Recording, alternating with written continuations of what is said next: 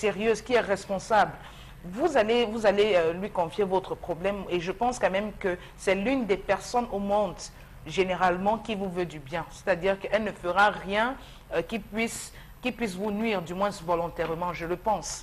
Alors, dans cette liste, on proscrit les amis, Charles Armel. Pour le cas des femmes, on sait que les femmes sont très souvent associées à ce qu'on appelle les réunions et elles ont beaucoup d'amitié, les femmes. Alors, la femme, dans l'histoire de tendance, préfère se taire, rester introvertie au lieu de se confier. Vous comprenez cela? Alors, il faut dire quand même, Sam Sévérin, que chaque confident a lui-même son propre confident, qui lui-même a son propre confident, qui a son confident. Donc la chaîne de confidence. Ouais. Si la personne elle-même qui porte le problème a l'habitude de prendre le problème des autres et mettre au marché, soyez-en sûr qu'elle ne parviendra pas elle-même à se confesser ou alors à se confier, de peur que ce qu'elle fait aux autres ne lui soit fait étrangement. Ça, c'est le principe des familles. Ou lorsque vous allez dire, si le problème concerne le foyer, la fille se confie chez sa mère, la mère va prendre l'exemple, voilà, c'est Lucrèce, tendance Lucrèce qui est venu nous dire, mais ça hier disait ci, elle disait ça, elle va appeler le premier fils, ça peut être son fils, à qui elle va verser, le fils va appeler son frère ou sa soeur avec qui il s'entend pour dire que ça bouge chez Lucrèce, ça va aller de gauche à droite. Moi je pense à ce niveau que, la fille n'a pas mal fait, n'a pas eu tort de conserver cela. Pourquoi? Concernant sa famille, parce qu'à des moments, c'est mieux, c'est l'étranger parfois qui te comprend mieux que les tiens. Parce que les tiens, vous vous frictionnez, les tiens, vous êtes ensemble, c'est des coups bas, c'est des intrigues dans la famille, des intrigues à répétition. Vous êtes partisan des sociétés africaines où on doit tout se partager. Donc normalement, non, je suis en train de dire, non, en Afrique, il y avait des gens vers qui les sages, les doigts étrangers à la famille. Je dis toujours étrangers à la famille. Il y avait des matriarches, des mamans qu'on allait rencontrer à qui on posait le problème. Parfois, on ne posait pas le problème directement, ça ne date pas d'aujourd'hui. On vient voir la matière en disant que bon, j'ai tel qui est venu me voir, qui m'a raconté son histoire. C'est une copine ou c'est une amie qui est dans tel autre village. Pourtant, c'est sa propre histoire qu'on est en train de raconter pour avoir des conseils. Donc, je dis généralement, c'est la personne qui est extérieure à la famille. C'est la personne qui est étrangère à la famille qui donne parfois un point de vue dans toute neutralité. À l'intérieur de la famille, généralement, quand vous posez le point de vue, parfois c'est tranchant, non, c'est pas toi, non, abandonne-le, non, quitte, pourquoi est-ce qu'il te fait ça? Ça devient des actions revanchardes. Pourtant, au sein même de la propre famille, il y a les mêmes problèmes qui se visent, mais qui ne sont pas tranchés. Donc, je pense que la femme, elle a bien fait de garder pour elle, concernant la famille, mais elle devrait trouver une personne étrangère. Parfois même, généralement, il y a des copines même de la maman, parfois des copines de la famille, qui savent mieux interpréter pour pouvoir transmettre aux parents. Donc, je pense qu'à ce niveau, comme vous l'avez dit, c'est un couteau à double tranchant. Voilà, Mbok Bengan, quelles sont les personnes recommandables qui sont appelées à donner des conseils parce que la femme, si elle se terre dans un mutisme, c'est qu'elle n'a pas su trouver la bonne personne. Justement, on ne peut pas pouvoir trouver la bonne personne parce qu'on n'est pas, quand on est, c'est quelqu'un qui vous accueille. Donc ici, l'erreur principale, c'est de sa maman. Sa maman qui ne lui a pas appris comment elle devrait grandir.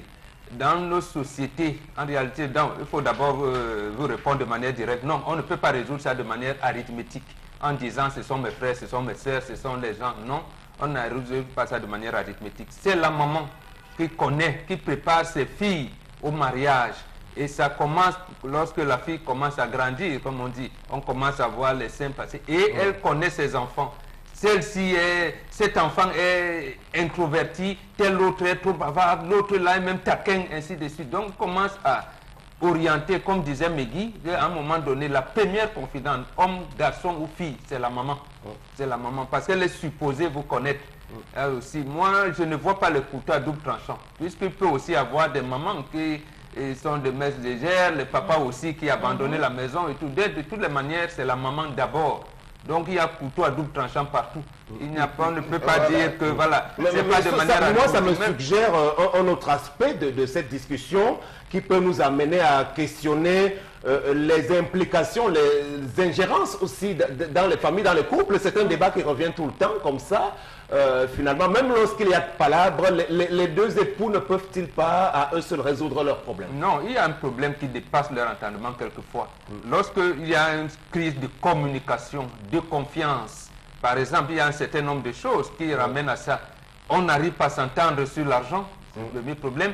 Un des conjoints va voir les marabouts généralement, parce qu'on pense qu'il y a des pratiques qui intègrent la famille, mais il y a également le fait que la communication ne passe plus.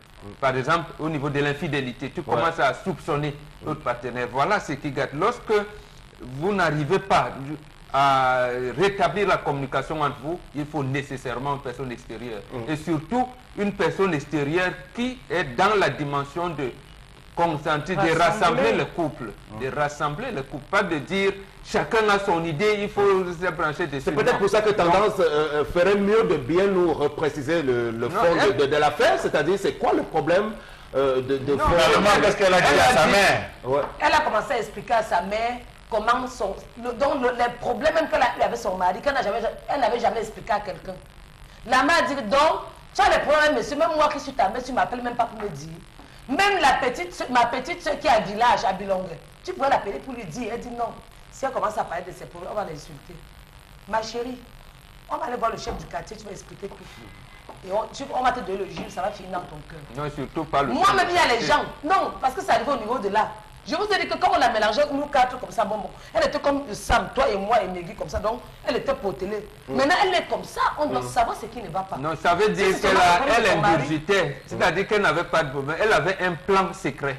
Sûrement que ce n'est pas des problèmes parce que le mari ou les enfants ou tout, elle devait avoir un plan secret d'épanouissement personnel. Ce plan n'est pas réussi. Par exemple, j'ai rencontré quelqu'un comme ça, du moins une fille, qui a épousé un gars qui rentrait de France. Et elle, dans sa tête, elle pensait que le gars allait la ramener en Europe. Alors, le gars lui avait clairement dit que lui, il ira de temps en temps parce que d'abord, il avait fait un mariage là-bas, il divorçait. Il peut y aller quand sa fille sera même en train de se marier. Mais la femme s'est tue. Elle s'est quand même mariée. Et pendant 5 ans, elle avait à peu près la même attitude. Or, il a fallu un moment, effectivement, que sa maman gronde comme celle-ci. On lui dit que maintenant, dit, non, de toutes les manières, le gars s'appelle Rigobert. Il dit, Rigo, je regrette, parce que je pensais qu'il allait m'amener en Europe, vivre en Europe. Bon, vraiment, ça me regarde. Oui. Moi, je vais encore dire à tous les gens qui me regardent, moi, si là, je ne peux pas mourir de chagrin. Que ce soit pour l'homme, que ce soit pour les copines. Je suis d'abord une fille qui garde les secrets des gens. J'ai vu de mes copines là que même si elle me tue, elle m'a poignardé. Elle m'a fait le comme ça sur mon nom partout. Mais son secret que j'ai dans mon cœur, elle ne peut pas moi dire aux gens. Parce que c'est qu'elle me regarde, ma chérie. Si tu crois qu'elle veut dire ton secret, elle ne peut pas moi dire. Même malgré le mal que tu m'as fait, je te pardonne. Parce que même à l'église, on pardonne. Les gens veulent que pasteur, tendance, oui, je suis pasteur. Parce que j'ai un cœur. De deux, quand tu as un problème, dis même à un passant, il va t'aider. Ne prends même pas l'exemple sur toi. Si tu ne veux pas qu'on sache. Je ne vais pas avoir un commis qui me ronge, je vais avoir un bonbon. Un bonbon comme bonbon, si c'est un papa, c'est un responsable de papa. Comme tu vois là, est-ce que tu sais que Massa a tel problème? Je prends comme ça dans la rue de bonbon pour me consoler, même s'il ne veut pas qu'il sache que c'est moi. C'est comme ça qu'on vit pour s'en sortir. Mais sauf que ça ne fonctionne pas toujours bien lorsqu'on est dans nos contrées africaines, parce que les Occidentaux savent respecter les problèmes des autres. Ici, chez nous, on s'en sert beaucoup plus pour se moquer de vous. C'est pour cela que moi, je conseille. Je suis tenté d'être fasciné par l'attitude de cette dame qui ne veut pas livrer ses problèmes aux gens. Parce que les gens sont hypocrites, les gens n'admettent pas que vous veniez leur raconter votre vie. Et c'est pour cela que je m'oppose à votre pseudo-solidarité africaine que vous tentez souvent de défendre ici. Les gens se moquent des problèmes des autres. C'est pire en Europe, ça me permettait. C'est pire en Europe. C'est pour ça que les Européens vont davantage chez les psychologues. C'est pire là-bas. Moi, je dirais que c'est vraiment la triste réalité. Parce que même au sein de nos familles, on ne sait plus véritablement à qui faire confiance. Et ça peut se voir aujourd'hui. Trop d'hypocrisie. Voilà, trop d'hypocrisie parce que généralement, vous allez même, je dis, du côté même de votre propre famille, parfois, vous avez des familles qui sont très intéressées. C'est-à-dire qu'elles ont envoyé peut-être une fille en mariage et le mari de cette dernière est nanti et tout. Donc, quand il survient un problème dans le couple, même la propre famille de la fille n'a pas la capacité à régler, à trancher le problème de façon froide et objective parce que on se dit que non, parce que le gendre a beaucoup d'argent. Si je dis quelque chose qui va à l'encontre de ce qu'il préconise, je vais sûrement avoir... être sévré de quelque chose. Voilà, être sévré de quelque chose. Voilà, donc il y a toujours des accointances, des affinités qui fassent en sorte que parfois même, vous avez des femmes qui préfère vivre le martyr comme ça parce qu'elle sait que ça ne sert à rien qu'elle reparte vers sa famille. Elle sait déjà ce qu'on lui dira, que rentre chez ton mari, malgré toute la souffrance qu'elle vit là-bas, elle n'aura pas de soutien. Et vous voyez aujourd'hui sur les réseaux sociaux, c'est une réalité, il y a des forats qui existent. Moi, je vois beaucoup de forats féminins où des femmes viennent exposer leurs problèmes, c'est-à-dire qu'elles préfèrent avoir des avis dénués de toute affinité, de parfaites inconnues. C'est-à-dire qu'elle vient poser son problème, généralement c'est en anonyme. En anonyme, beaucoup de femmes le font. Il y a des forums qui se créent pour ça. Elles posent des problèmes. Et puis, il y a même des émissions de radio, voilà, de télé et aussi puis pour ça, justement en anonyme, et puis les internautes réagissent et donnent leurs avis de façon vraiment froide, parce qu'elles ne connaissent ni la plaignante, ni les personnes qui sont accusées. Donc c'est genre, si tu as mal fait, on te dit clair que tu as mal fait, si, ainsi de suite. Et elles arrivent parfois, pour certaines, hein, à en tirer des... Cher Lamel, les haines et les jalousies sont tellement exacerbées à ce point que dans nos villages aujourd'hui, tentez de repartir, vous qui êtes régulier dans votre village, je ne sais pas comment ça marche là-bas, mais je sais que chez moi, à peine vous tournez le dos que les gens restent bavarder, dire n'importe quoi. C'est pareil, allez me dire même à l'instant que vous avez donné à boire, même à l'instant, vous retournez, vous partez, c'est les engueulades. C'est le nom fait avec, et ça fait partie de notre quotidien. Lorsqu'il n'y a pas ça, on sait qu'on n'est pas passé quelque part. Il faut ça nous permet de vivre. C'est un peu comme les sous-oies, je pense bien. On appelle ça les sous-oies. Lorsque vous arrivez dans le village, les gens se retrouvent à vous engueuler. Tant qu'on ne vous a pas engueulé, vous ne sentez pas que vous êtes au village. C'est important quand même de vivre ça.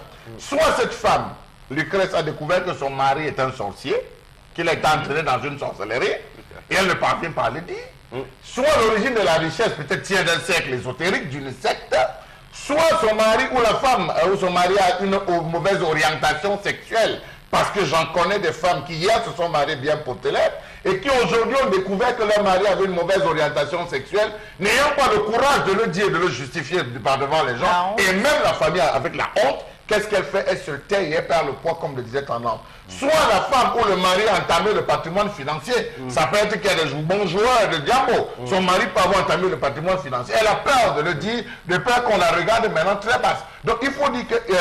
pour l'orientation sexuelle, ce sont des choses qu'on doit savoir avant. Non, beaucoup de femmes découvrent dans le mariage. Beaucoup de femmes découvrent. Je connais même un monsieur qui faisait chambre avec qui, en fait, lors du mariage, la maison était ouverte, il a tout fait. Lorsqu'on a célébré le mariage, le lendemain, les maçons sont arrivés, ont divisé la maison en deux, les gens qui voulaient te marier. Nous ne sortirons d'ici que lorsqu'il y aura une affaire publique. Après ça, terminé, chacun vit de son côté.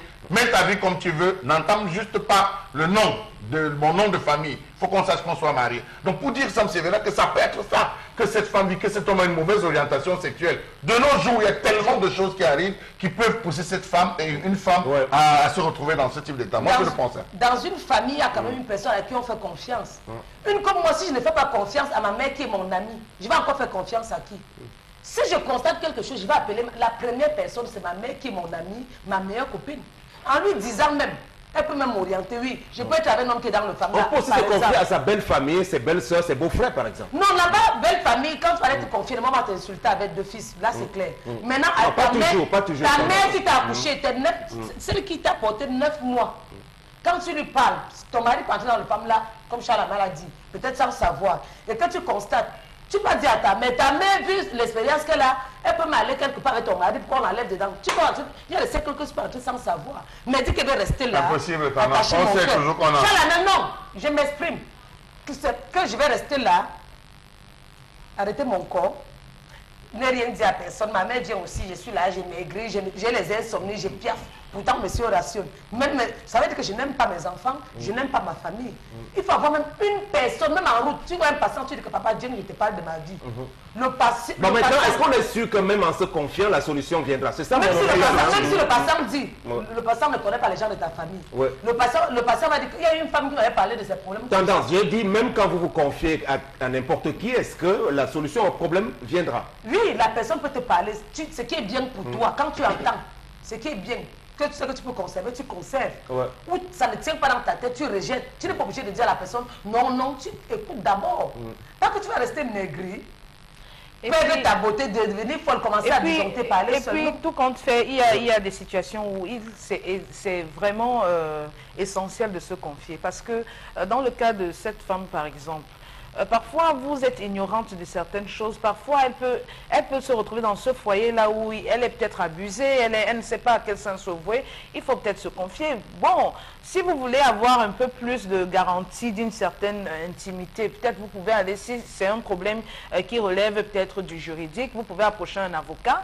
Ça peut être n'importe quel avocat, et voilà, qui peut vous renseigner. Vous posez la question sans même forcément au départ faire savoir qu'il s'agit de votre cas. Mais maintenant, il y a des problèmes qui sont extrêmement compliqués. C'est-à-dire que même à ses propres parents, ça peut s'avérer très très difficile de leur en parler. Comme le disait Charles Armel, ces couples par exemple où tu découvres que ton homme a une mauvaise orientation sexuelle. C'est quand tu regardes, tu vois au-delà de toi, au-delà de ton mari, tu regardes les enfants. même. Tu regardes les enfants, c'est-à-dire que demain, apprendre aux uns et aux autres que leur papa est comme ci et comme ça.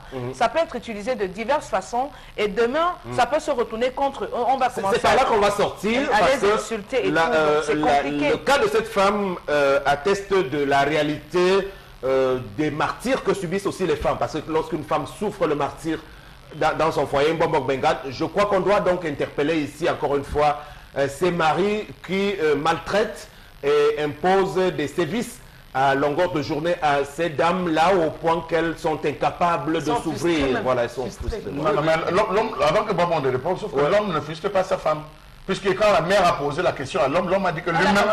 L'homme a dit que lui-même, il ne comprend pas. J'essaie de généraliser tout juste. Pour qu'on évite de plus en plus à ces femmes-là de se retrouver dans ces situations. Sam, il y a une seule chose. Lorsqu'il y a un problème, ça veut dire que la solution existe quelque part. Et vous avez bien fait de poser la question, où se trouve la solution? La solution commence à se trouver auprès des gens à qui vous faites confiance lorsque vous grandissez. Lorsque vous grandissez. C'est-à-dire que cette expression, nous les Africains, on condamne l'expression qui dit que j'ai mon point de vue. Je pense que ça n'existe pas. Parce que précisément, chaque être humain a un point de vue, on le sait.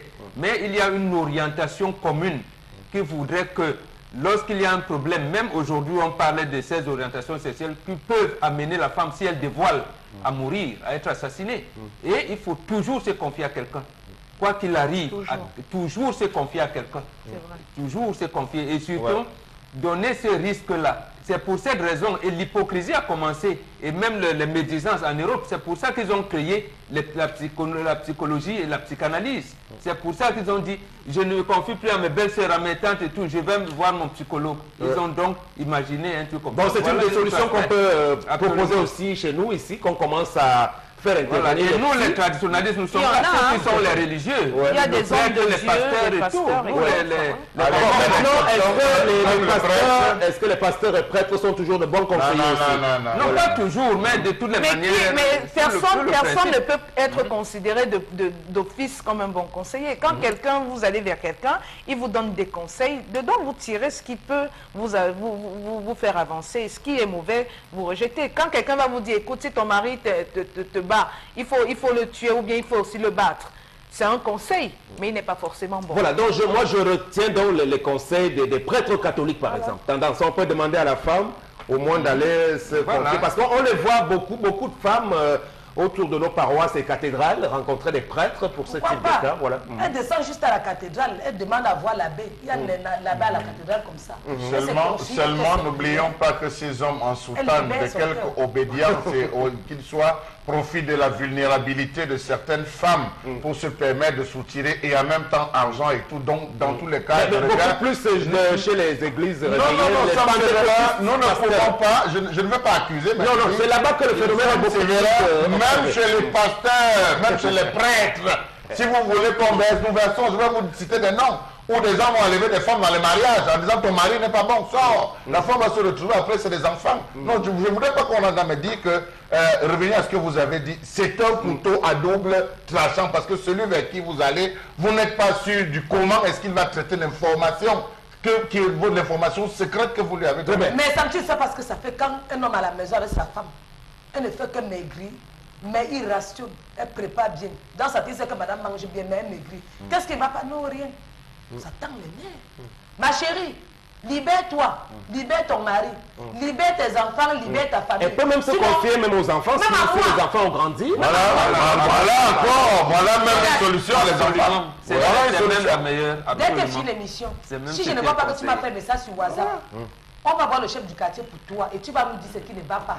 J'ai ton jus dans mon sac avec l'arbre de paix pour effacer tout ce que tu as dans le cœur. Merci. Tu peux nourrir ça, nourrir tes enfants. Merci maman. beaucoup, Tendance. Voici la colère. On est à la période de la rentrée scolaire. Hein. Vous le savez, le Cameroun aujourd'hui a de la peine à assurer ses rendez-vous importants, que ce soit la Coupe des Nations de 2019, dont nous ne sommes plus sûrs d'en abriter l'organisation, ou alors cette rentrée scolaire 2017-2018 qui est annoncée sous de bien mauvais auspices dans les parties anglophones essentiellement.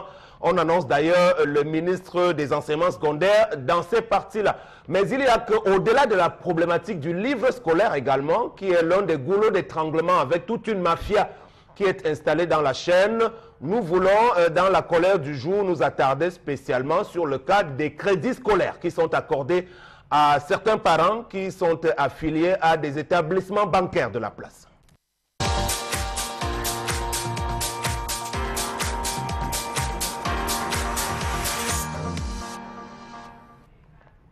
Je m'interroge ce jour sur la question du crédit scolaire au Cameroun et sur le système financier. Simplement en l'an 2017, nous avons eu 8 fermetures d'établissements de microfinance sous silence, peut-être avec la complicité du ministère en charge, à le savoir, emportant de fait les épargnes des différents contribuants. Oui, c'est important de préciser. Ils ont cotisé, ils ont épargné, mais à la fin on a fermé. Et nous sommes à la veille d'une rentrée scolaire. Nombreux sont allés se réabonner dans d'autres nouvelles microfinances. Aujourd'hui, on parle de la question du crédit scolaire. Qu'est-ce qu'un crédit scolaire? Quelle est la valeur de ce crédit si au lieu d'aider les pauvres parents d'élèves, ils contribuent plutôt à leur perte? D'où provient l'envie des banques pour ce type de service? Qui peut en bénéficier? Quelles en sont les conditions? Quel montant demander? À quel taux d'intérêt? Et quelle sera la durée de remboursement? Autant de questions.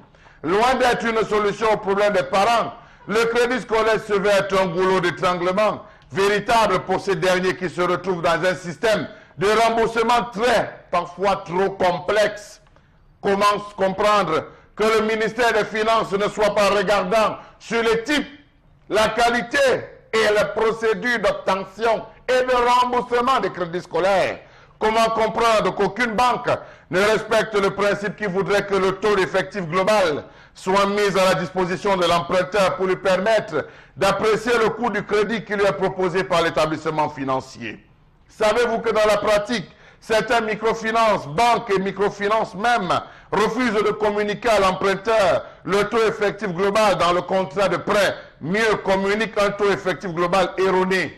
Plus grave encore, la clause de remboursement anticipé n'apparaît jamais. Elle devra être échelonnée. Savez-vous que face à la pression des rentrées scolaires, là où nous sommes empruntés, une grosse arnaque s'est organisée autour de la publicité d'un certain crédit dénommé crédit à la consommation qui constitue une niche d'enrichissement pour ces établissements financiers. Bien qu'accordé aux travailleurs dont les revenus sont garantis, le crédit scolaire à ce jour constitue un véritable champ de bataille financier. Cette rente devient même permanente lorsque le client décide de racheter son propre crédit, de quoi entrer dans une situation d'endettement permanent qui tourne vite au surendettement comme l'État du Cameroun. Le crédit scolaire ressemble à un complot contre les parents d'élèves qui se retrouvent sans défense face à un système financier vorace. Comment comprendre que pour un crédit censé aider le pauvre parent d'élèves et étudiants, il existe encore d'énormes charges qui l'alourdissent, notamment 2 points. Et en cela, je salue le ministre des Finances. Les frais d'étude de dossier à payer, les commissions sur crédit à payer, les intérêts sur crédit à payer, la TVA sur commission à payer, la TVA sur intérêt à payer, l'assurance sur le crédit à payer. Comment exiger donc la TVA lorsqu'on sait bien qu'elle n'est pas réservée, qu'elle n'est pas reversée autant pour moi dans les caisses de l'État? Ainsi perçue, dites-moi à quoi sert l'assurance sur le crédit? Elle sert à quoi véritablement? À bien observer, l'on est forcé de constater que les établissements de crédit sont en train d'intelligence avec les compagnies d'assurance pour extorquer de l'argent aux parents, car cette prime d'assurance n'a aucune raison d'être, étant donné que le crédit est déjà assuré par l'attestation de virement irrévocable donnée par l'employeur et exigée par les établissements de crédit. Comment comprendre toute la publicité qui est faite tout autour de cette affaire de crédit scolaire-là? Cette publicité laisse croire notamment que le crédit améliore la situation financière de l'emprunteur ou constitue un substitut d'épargne. Comment comprendre que cette fameuse publicité des crédits à la consommation ne soit pas réglementée? Comment comprendre que les mentions portées sur les contrats signés ne soient pas véritablement lisibles parce qu'écrits en une faible police, a insisté?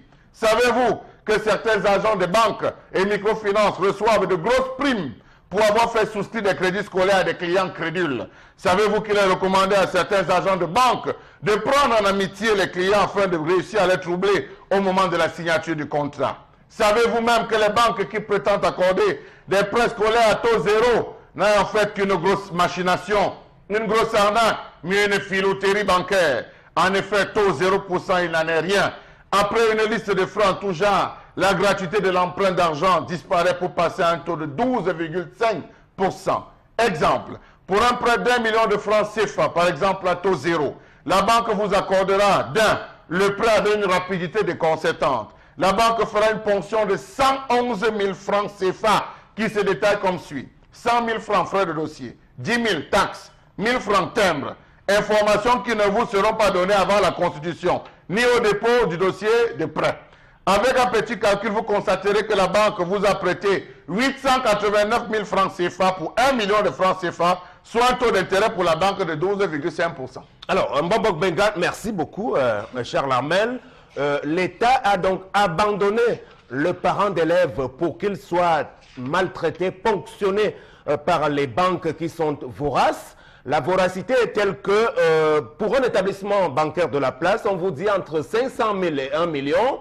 Les frais de dossier, c'est 100 000 francs carrément. C'est-à-dire que si vous devez prendre 600 000 francs de crédit, quand on vous enlève 100 000 francs, que vous payez avant, et on précise bien que ces frais de dossier ne sont pas remboursables, quelle que soit l'issue du dossier en question. Donc, en réalité, ce qu'on vous prête, c'est 500 000 carrément. Au-delà de tous les autres frais que vous avez énumérés. Non, je pense qu'on est dans une situation d'anarchie totale, parce qu'au-delà de l'État, je crois qu'il existe des choses comme la COBAC qui doivent réglementer tout cela. Mbobok Benga. Oui, Sam, ce que vous dites là entre dans ce qu'on appelle l'échec de la réforme du secteur bancaire engagé en 1990.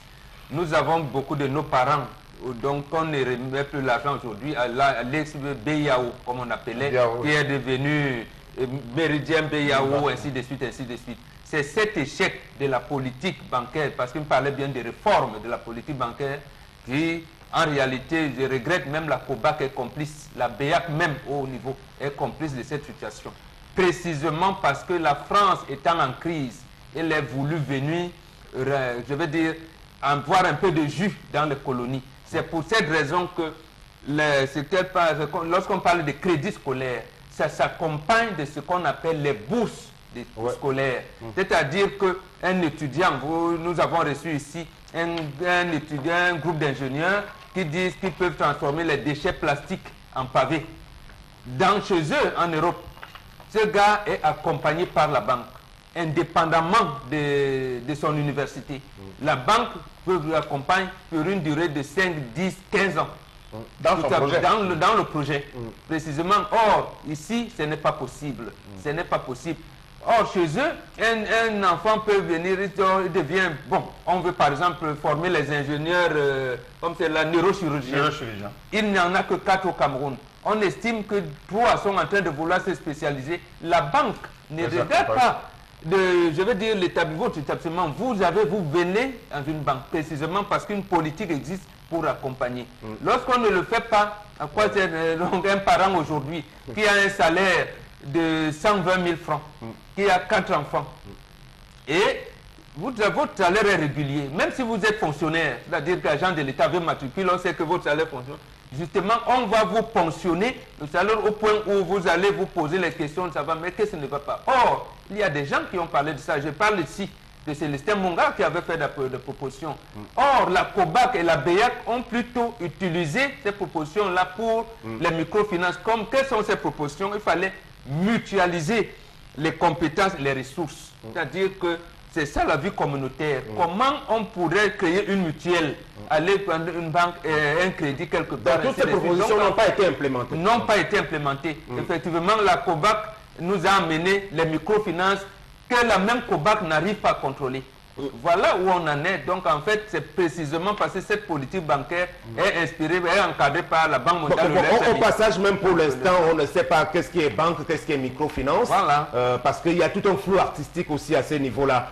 Mais Guy, ça veut dire, dans la mécanique, ce sont ces établissements qui profitent, qui bénéficient de tout. Le parent d'élève, en réalité, n'est le grand perdant. Tout à fait. Et c'est vraiment scandaleux. Parce que quand on regarde aujourd'hui que vous fassiez un crédit de 1 million et qu'on vous reverse 889 000 francs, c'est énorme. 100 000 francs ou plus de 100 000 francs d'intérêt, c'est énorme pour une seule personne. Le frais de dossier, juste à 100 000 francs. Voilà, les frais de dossier. C'est de l'escroquerie à ciel ouvert. Et je crois même que même les employeurs qui signent des AVI pour ce type de choses, les employeurs, l'employeur, oui, qui signe l'AVI, que son employé va aller prendre un crédit et on va lui ponctionner 100 000 francs pour un salaire de combien? Je crois que ces employeurs peuvent être cités comme complices aussi. Et tout ça, Sam Séverin, ça relève aujourd'hui de l'échec de l'État. C'est-à-dire que qui assure le service public, c'est-à-dire ils doivent protéger les citoyens. Ils doivent protéger les citoyens à tous les niveaux, même pour ce qui est des entreprises privées. Ils doivent avoir un œil sur ce qui se passe, sur comment est-ce que les gens sont traités. Parce qu'aujourd'hui, quelqu'un va créer une entreprise, certes, il va dire que oui, c'est son effort, mais non, c'est pas que son effort, c'est aussi l'effort des employés. Ce sont ces employés qui travaillent pour la prospérité de son entreprise. Parce que seul, il n'arrivera à rien. Donc, vraiment, le minimum d'humanisme voudrait qu'on traite les gens de façon quand même correcte. Vous ne pouvez pas avoir des gens qui tirent le diable par la queue.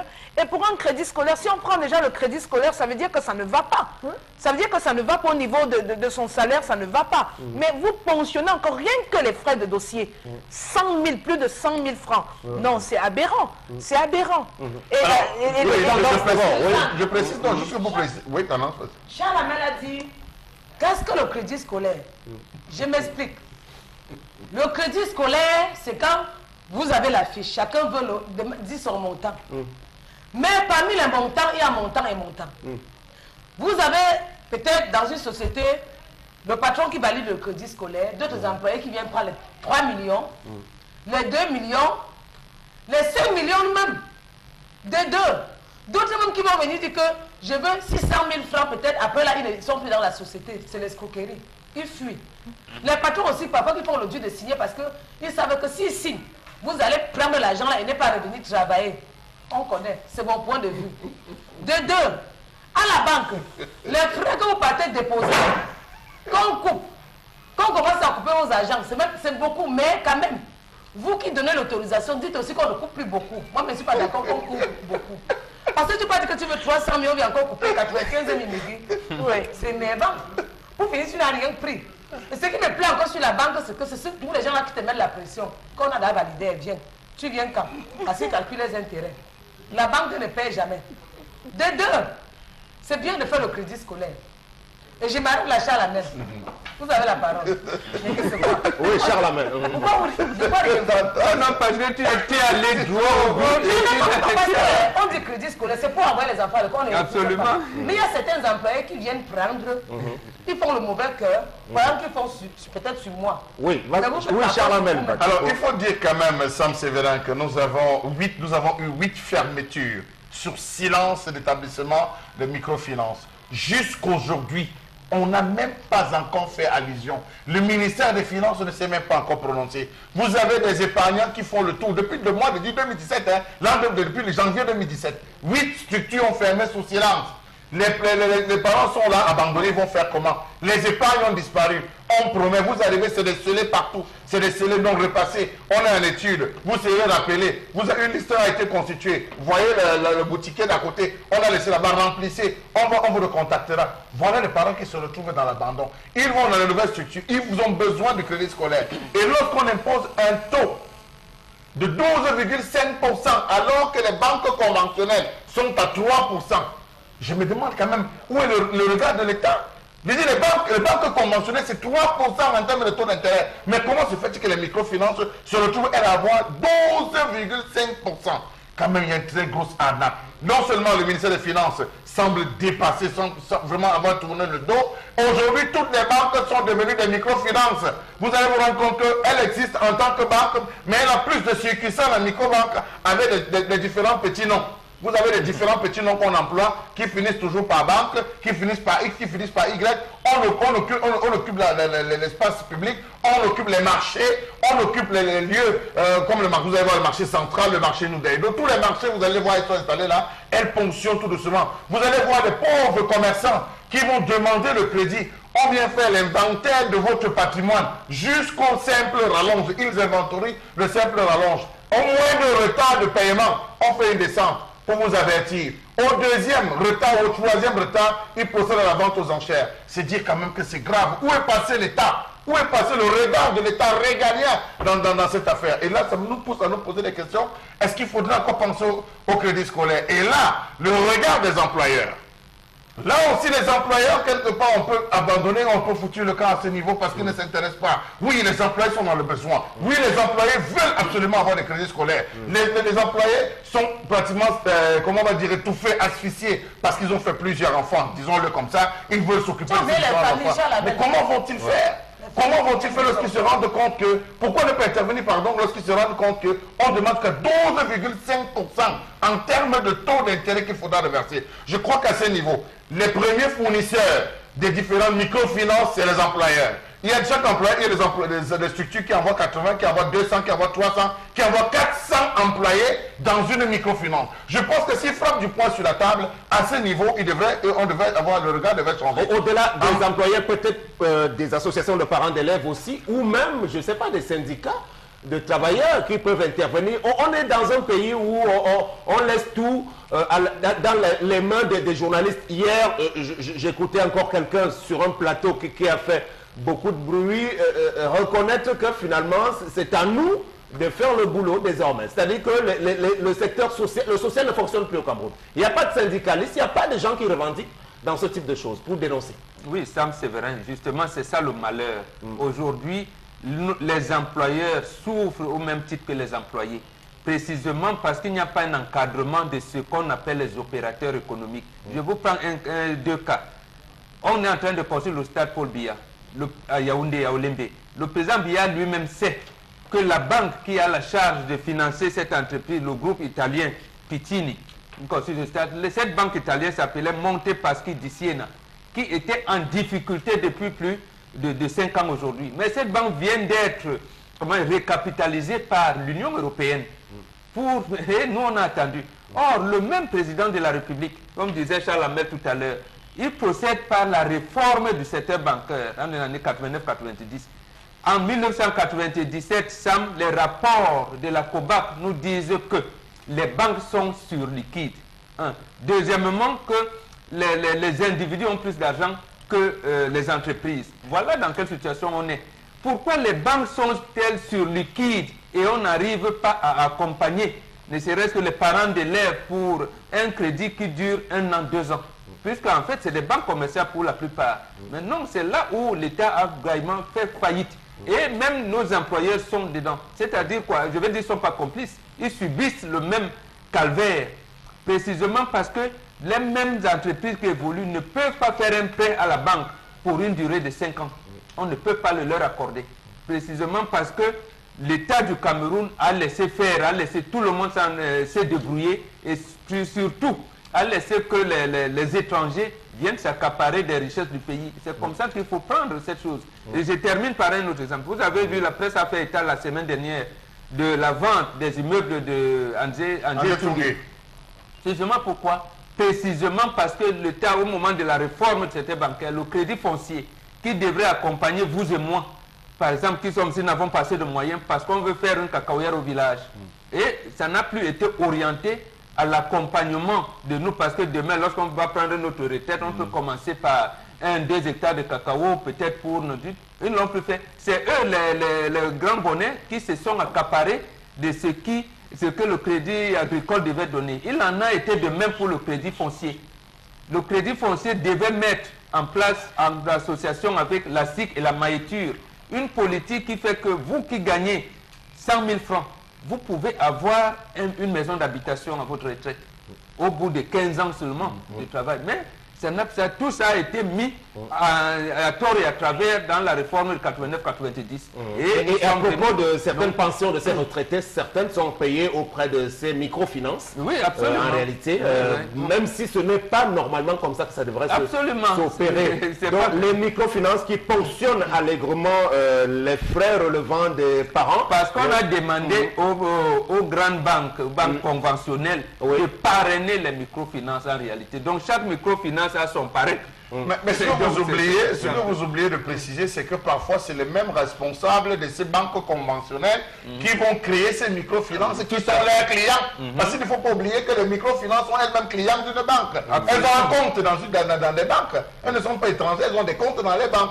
Donc forcément, vous allez voir que c'est une complicité entre j'appelle ça le triangle de la mort. C'est-à-dire, en haut, vous avez le ministre des Finances et son réseau bien tapis. Même si ce n'est lui qui le tient, il y a un réseau bien tapis qui bien huilé, qui moule, qui permet qu'il n'y a pas de la machine ne se grippe pas. Vous avez les microfinances et vous avez les banques.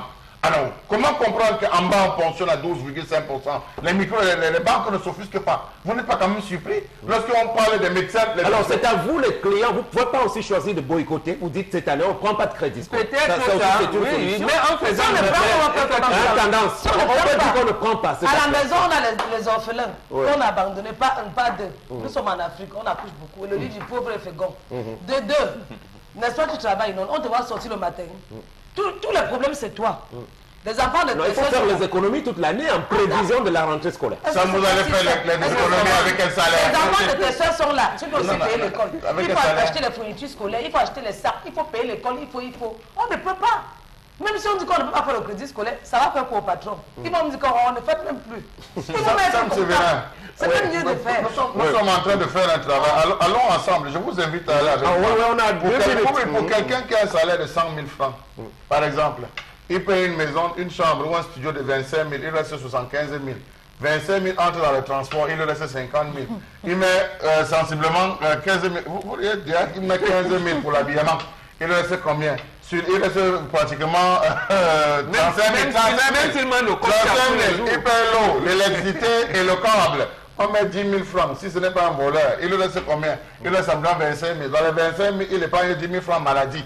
Il reste combien? 15 000. Il a ses tontines de 5 000 francs qu'il fait tous les mois. Il reste combien? 10 000 francs. Vous pensez qu'il peut pouvoir préparer une rentrée scolaire? Très bien. Disons il peut pouvoir préparer une rentrée scolaire? Ça il ne peut pas. Voilà, donc les périodes de rentrée scolaire sont donc des belles périodes, de vaches grasses pour les banques. Absolument. C'est ça. Et on va voir d'ailleurs l'emphase avec laquelle elles utilisent ce mot-là pour vous amener à adhérer. Ils connaissent mettre la pression. Frais de dossier, quand tu fais le crédit scolaire et que peut-être un mot a mis sa signature, que oui, j'ai donné mon accord, c'est pour les gens là qui te mettent la pression, que tu es où non?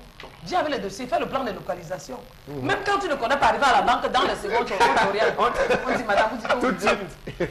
Ok, signé ici, il faut donner. Les banquiers là, ça veut mettre la pression. Si quelqu'un me met la pression, je vais dire qu'elle ne fait plus le crédit. D'abord, il ne peut même pas vivre sans crédit, ça. Tu comprends ce que je dis, non? Tu as le crédit. Quand tu vis sans crédit, c'est toi qui paies. Au lieu de gérer nos finances, dans cette situation dans laquelle nous sommes pratiquement abandonnés à nous-mêmes, on est à découvert en permanence. Tout le temps, on prend des avances sur salaire. Au-delà de ces crédits-là, remboursables sur une période de 10 mois. Et en plus, on vous dit, non, on va encore retrancher 10 000 francs pour votre propre épargne. Donc, ça fait que ça devient compliqué, Megui.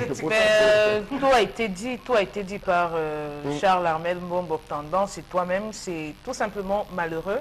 Et une fois de plus, il faudrait que l'État vraiment travaille à protéger les citoyens. C'est chez les Blancs même que les enfants, même tu accouches, même on paye ton enfant. Parce que trop d'abus, les gens souffrent énormément dans des entreprises. C'est entretenu par cette idée selon laquelle, oui, il y a trop de chômage, si vous partez, vous allez aller trouver le travail où. Et les gens subissent beaucoup. On a des jeunes hommes qui doivent fonder une famille, qui doivent préparer leur avenir. Mais quand on regarde comment les choses se font, c'est un avenir incertain, c'est terrible. Et c'est par là qu'on va sortir, Megui. Vous avez bien su résumer la situation. On peut parler de précarité. Précarité d'abord avec la peur de perdre votre emploi. Conséquence, vous êtes d'abord obligé de marcher selon les dictats que vous impose votre employeur. Donc vous marchez selon la ligne qu'il a tracée. Si vous ne voulez pas, vous partez. Et l'employeur aussi au niveau de la banque, si vous le voulez, lui aussi, il vous impose ses propres conditions aujourd'hui. Donc c'était l'objet de cette colère autour du crédit scolaire, au-delà de la mafia observée au niveau du livre scolaire.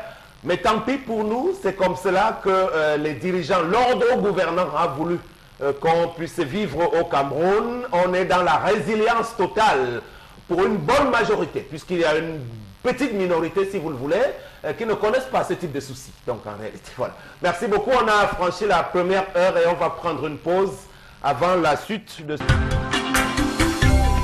Donc le groupe nigérian P-Square, dans l'une de leurs dernières sorties, donc après cette transition, on va poursuivre ce programme qui va malgré tout se prolonger quand même jusqu'à son terme. On va prendre quelques messages que vous nous avez fait parvenir sur la tablette de Megui. Merci. Voilà donc Sylvia depuis la Cité Verte qui nous dit « Bonjour, pour moi une maman reste la seule confidente incroyable ». Et donc cet autre message, je pense que cette fille a aussi trop de problèmes d'ordre personnel et elle a peur que ces problèmes soient divulgués et elle en aura honte. Patricia également, je ne veux pas mourir avant le temps en gardant les choses dans mon cœur. Je préfère me confier, il pleut sur tous les toits. Est-ce que ces banques qui donnent le crédit scolaire sont d'abord fiables? Qui sait? C'est Jacques depuis Limbé. Ce que vous relevez sur les prêts scolaires est vrai, mais les banques conventionnelles ne sont pas à 3%. Et c'est quand bien même ce serait 3% de quoi? Donc, bonjour, c'est normal que cette femme ne se confie pas parce que les gens sont extrêmement hypocrites de nos jours. Bonjour tout le monde, ce n'est pas normal, on espère que l'État va répondre à cela. Ce n'est pas normal, nous les parents on souffre beaucoup. Merci de soulever ce problème de crédit scolaire. Je ne suis pas sûr que l'État va répondre à cela, puisque nous avons fait la démonstration de ce que l'État laisse faire et que l'État est même complice de cette situation. Le Cameroun, c'est une nation où on étrangle littéralement le petit peuple. La preuve, c'est que la rentrée scolaire est toujours un moment difficile, même pour les salariés, parce qu'on ne parle même pas de ceux qui n'ont pas la possibilité d'avoir des salaires affiliés à des banques. Savez-vous, Sam Sévérin, que les prix du livre sont véritablement en haute hausse depuis le début de cette rentrée scolaire, savez-vous, au nom d'une pénurie de livres, du fait d'une mauvaise accessibilité. On dit que les livres sont bloqués au port. Ils ne parviennent pas à avoir accès parce qu'il faut payer des charges et tous les conteneurs sont bloqués. Le peu qu'il y a là sont vendus à des prix. Je ne sais pas s'il y a des gens qui se cachent pour faire une spéculation là-dessus. On se plaint de ces différents proviseurs d'établissements scolaires qui font passer à 30 000 francs les frais d'APE, 15 000 francs pour les nouveaux, plus les banques scolaires qu'on est en train de demander, et les frais divers qui s'élèvent à 8 000 francs. Le ministre des enseignements secondaires, au lieu de descendre sur le terrain avec les différentes brigades, préfère aller plutôt dans le nord-ouest, ou aller, disons, dans l'ouest Cameroun pour essayer de superviser. Ça ne va pas, ça ne va pas. Ça ne va pas dans l'établissement scolaire. Quand on parle même de ces crédits scolaires, ils venaient quand même à essayer d'alléger la tâche des parents. Mais aujourd'hui, c'est devenu un goulot d'étranglement. Comment les parents vont-ils s'en sortir? Vous prenez 300 000 francs. 300 000, et c'est la raison pour laquelle vous allez voir un monsieur qui a fait 5 ou 6 enfants. Chaque début d'année scolaire, il va jouer à la tombola. Tel, tu vas à l'école. Toi, tu étais l'année dernière, tu n'as rien apporté, tu restes à la maison. Toi, tu vas à l'école. C'est ce que les gens vivent dans les foyers, les familles aujourd'hui. Voilà, on continue avec des messages. Bonjour, c'est Sterling de Chang. Je pense que c'est mieux de parler à une ou deux personnes sages de confiance comme un problème extérieur à soi pour avoir un meilleur avis, une meilleure orientation. Donc cet autre message qui nous dit, il faut se confier à un vrai homme de Dieu car en gardant on risque de mourir des suites d'un AVC. Un homme de Dieu là qui va même vous finir.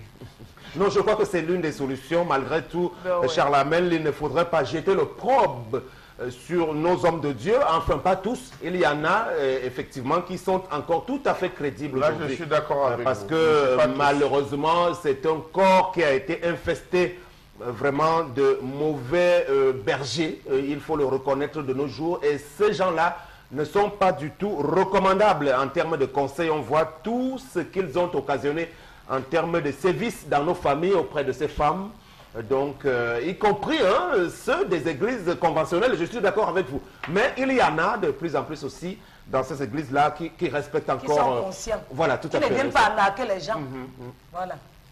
Voilà, donc nous sommes dans une république bananière. Je suis allée inscrire mes enfants à Grand Monde. Je constate qu'on a augmenté 20 000 francs par enfant sous prétexte que le SEDUC exige 5 000 francs par enfant. 5 000 francs par enfant. Donc, il faudrait que l'État se penche vers ce problème parce que nous, les parents, nous souffrons beaucoup. Nous sommes arnaqués au quotidien. Et le ministre a bien précisé que les livres, les prix des livres restent inchangés, mais on constate que les prix des livres ont augmenté. Voilà, Voilà donc ce que je c'est vous la disais. Je dis que c'est situation. ça ne vaut pas la peine. Il faudrait s'interroger quand même, Sam Severa. Est-ce qu'il n'y a pas une complicité entre le ministère et les proviseurs? Sachant que cet argent, les inscriptions sera reversé dans les caisses, est-ce que cette hausse silencieuse et complice ne cache pas quelque part, Sam Severa? Il doit avoir une complicité quelque part. Et même d'abord le ministère du Commerce. Il a des brigades de contrôle des prix qui existent jusqu'au niveau des Ce ne sont départements. que des brigades de façade alors, parce Voilà. qu'ils ont annoncé ça assez pompeusement, mais ils ne procèdent pas à ces véritables contrôles. Ça va revenir donc à ce qu'on a toujours dit, Sam. Ça veut dire que nous sommes dirigés par un gouvernement, donc l'orientation est diabolique, pour reprendre le terme du père Hibga. C'est-à-dire que lorsque vous avez un gouvernement qui, le peuple souffre à tous les niveaux, à l'école, à l'hôpital, et partout, et il vous dit, il ne répond pas. Alors on ne vous répond pas, soit la répression, soit l'arrogance. Ça veut dire qu'en fait, qu'on n'a pas un gouvernement qu'on mérite, et on doit tout faire pour le changer. Le gouvernement est assimilé où l'on assiste à des détournements massifs aussi, y compris de la part de responsables de la place à divers niveaux, mais on laisse faire, rien du tout. Donc, on dit que le CONSUP doit procéder à des enquêtes, mais on ne voit rien venir là-dessus. Puisqu'on parlait des inscriptions tout à l'heure, c'est 20 000 francs. Peut-être avant d'y arriver véritablement, dans la plupart des établissements privés aujourd'hui, on vous dit d'abord inscription 20 000 francs. C'est-à-dire que les 20 000 francs sont à part. À part. Ça va où? C'est 20 000 francs. Rame de papier, boîte de craie, boîte de bic, boîte de X, boîte de Y, tout cela c'est stocké là. Mais après vous allez vous rendre compte que la femme du fondateur, la femme du ceci, a Angèle Raphaël, un lieu où elle va livrer les rames de papier à des prix de... Donc les fondateurs et promoteurs d'établissements Tout ça. privés d'enseignement secondaire, c'est aussi comme les promoteurs des banques dont Voilà, on parlait tout à l'heure. absolument. Donc Voilà. ils font du profit et personne n'est là pour leur rappeler que, attention, vous dépassez la limite. Le président de l'APE, c'est souvent un cousin maternel, un cousin éloigné, mais qui se fait passer pour un parent d'élèves qui arrive jouer en toute neutralité, mais avec un lobbying bien pression, le coption l'élève à la position des présidents d'APE. On ne vous dira jamais comment cet argent est orienté. Mais c'est quand même terrible Oh, parce que c'est quand grave. on regarde, il y a des C'est établissements ici, des lycées où vous allez retrouver dans une classe de 6e, une seule classe de 6e, 120 enfants. Et il y en a peut-être 7 classes de 6e. Et on exige l'APE par enfant. 30 000. Voilà, 30 000 par enfant. Alors faites un peu le décompte parce que vous avez 3 millions, pour 100 seulement. voilà, seulement pour 100. Et vous avez donc des Multiplié établissements par qui ont près de 7 000 élèves, 8 000, 10 000 élèves. Il y a des grands établissements comme ça. Et on va vous dire que non, l'argent de l'APE a servi à construire tel bâtiment où on enregistre vraiment 9 classes, 9 salles de classe ou 10 salles de classe. Et quand vous regardez tout l'argent qui a été engrangé, vous vous 21 demandez... millions. Mais plus même parfois. On Plus a parfois. seulement 21 Oui, millions pour 100. Voilà, seulement pour les le sixièmes. 6e. Et vous vous rendez compte que le bâtiment en question c'est peut-être à tout casser, je ne sais pas moi, 30 millions, 40 millions. Ça, le reste d'argent va où? Il n'y a pas l'eau. Oui, le reste d'argent va où? Mais vous voyez des proviseurs, je vous assure, qui vivent comme des ministres, qui construisent des maisons en l'espace de quelques années seulement. Et vous comprenez que... Mais je connais un fondateur qui a passé la commande d'une V8 là, récemment. Donc il a passé, il sait que les rentiers ils vont l'aider. Il y en a même qui ont été relevés. Ça, c'est un sujet sensible. Faites très attention à mon égard. Parce que quoi? Il y a de cela 3 ans, il y a le directeur de l'école, lui, nous des dos, qu'on a chassé. Donc chassé comme un chien. Parce qu'il avait montré les enfants qui étaient assis à même le sol. Les réseaux sociaux ont montré. Les médias ont parlé de ça. On a dit au directeur là que non, monsieur, tu ne dois pas montrer ça. C'est pour ça qu'il dit à Megui que c'est un sujet sensible. Si on veut parler, je t'interpelle. J'interpelle Chalamel. Bon, que ça. Ça, c'est des sujets qu'on ne doit pas parler en période de classe. Voilà, de rentrée. De la rentrée. Comme quoi il y a des sujets qu'on doit évoquer, d'autres sujets qu'on ne doit pas évoquer. Et justement, il faut noter qu'il y a eu des révocations, hein, des proviseurs qui ont été relevés de leurs fonctions. Peut-être qu'on y reviendra peut-être demain, par le ministre, qui ont été affectés, mutés, qui ont été appelés à valoir leurs droits là. Donc, à peine il fait des nominations, 1 an après, il révoque. C'est pour ça que je suis dit que quand il veut parler, tu vas dire que quelqu'un parle trop. Et en parlant même trop, il y a les gens qui me comprennent, les gens qui ne m'écoutent pas, les gens qui ne m'écoutent pas aussi. Donc, par rapport au sujet, on t'interpelle, ne m'appelle pas.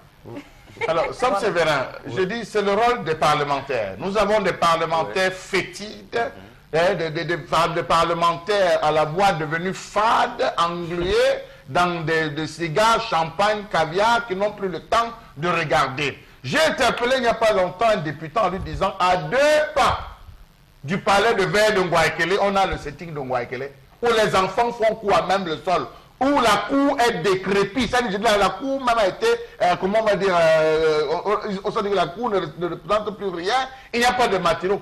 Je dis aucun parlementaire n'a fait un tour là-bas. Vous allez ici à Lorgbessou où réside un autre parlementaire. Il n'est pas loin de l'école publique, il est à Lorgbessou au Carrefour. L'école, les enfants font cours. Malgré le don japonais qui avait été fait, qui aujourd'hui dans un mur risque de s'écrouler bientôt, pour excès de négligence, aucun des parlementaires, lui-même n'est jamais rentré là-bas pour aller lancer l'œil à quelque part du cimetière. Mais ça se demandait, Sam Séverin, quel est donc le rôle de ces parlementaires? Nous avons le livre qui a aussi, nous avons la scolarité qui a pris un coup. Vous voulez nous faire comprendre que nous sommes sous ce plan d'ajustement structurel où on cherchait ou allumer ou à cogner, finalement, le pauvre parent, le pauvre contribuable qui se retrouve encore à payer le prix. Alors, il y a 2 parlementaires de la région du littoral qui sont totalement transparents pour vous rejoindre. Je crois qu'ils sont à Vouri 3 ou Vouri 5, Isaac Ngaran et Madame Elise Pokosindoumbé. On ne les voit jamais, on ne sait pas. Pour M. Ngaran, je crois qu'il a une résidence parlementaire quelque part à Douala 3e, dans un endroit vraiment où il règne beaucoup de promiscuité, de prostitution. Et les mêmes problèmes que nous évoquons ici sur les difficiles conditions dans lesquelles on doit inscrire nos enfants à l'école sont vécus là-bas.